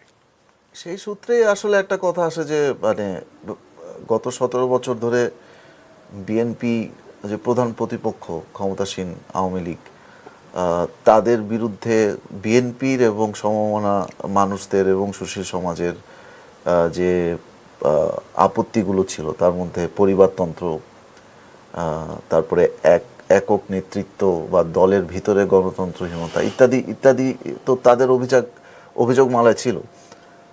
তারেক রহমানের বিএনপি সেই ব্যাপারগুলো কিভাবে অ্যাড্রেস করবে? সেটাও তো ওনার বিষয়। উনি কি আমি জাস্ট এমনি উনি কি হোমওয়ার্ক করেছেন? নিশ্চয়ই তিনি হোমওয়ার্ক করে এটা এসেছেন। তো ওনাকে হয়তো এটা তো এই প্রশ্নগুলো তো এই বিষয়ে উনি কিছু বলেননি যে দলকে গণতান্ত্রিক পন্থায় সজ্জিত করা। এখন চেয়ারপারসনের হাতে যে বিপুল ক্ষমতা, কেন্দ্রীয় কমিটি বিলুপ্ত করে দেওয়া, যে কোনো সিদ্ধান্ত ঘোষণা করার অধিকার আছে বিএনপিতে, জাতীয় পার্টিতে। আওয়ামী লীগের সেটা না থাকলেও আওয়ামী লীগের কমিটিগুলো সেই ক্ষমতাটা দিয়ে দিত সরকারকে, মানে দলীয় প্রধানকে। মানে বডি ল্যাঙ্গুয়েজ বা একই রকম, যদিও গঠনতন্ত্র একটু ভিন্ন। তো সেটার বিষয়ে কিন্তু তিনি কোনো কথা বলেননি যে তিনি তার দলকে গণতান্ত্রিক নীতিমালার ভিত্তিতে দাঁড় করাবেন। যদিও তৃণমূলের সঙ্গে তিনি তার খুব সরাসরি যোগাযোগ আছে, ভার্চুয়াল সময়ও দেখেছি তিনি তৃণমূলের সঙ্গে সরাসরি কথা বলেছেন, এবং দেশে যতদিন ছিলেন তিনি সরাসরি তৃণমূল স্থানে চলে যেতেন। তিনি তাদের সাথে মিশেছেন, তাদের কাছে তিনি তুমুল জনপ্রিয়, এটা দেখা গেছে। তো দলকে যারা গণতান্ত্রিক ব্যবস্থার একটা অন্যতম গুরুত্বপূর্ণ উপাদান হচ্ছে রাজনৈতিক দলের আভ্যন্তরীণ গণতন্ত্র নিশ্চিত করা। সেখানে যদি জবাবদিহিতার সংস্কৃতি না থাকে, গণতান্ত্রিক সংস্কৃতি না থাকে, এই লোকগুলি যখন রাষ্ট্র ক্ষমতার দায়িত্ব পালন করবে, সেখানে তারা রাতারাতি গণতান্ত্রিক হয়ে যাবে বা অন্যের মতামত শুনবার মতো ধৈর্য তাদের থাকবে, সেটা নাও হতে পারে। কাজে সেই বিষয়টা তো পর্যবেক্ষণে থাকবেই সবার, তিনি বলুন বা না বলুন।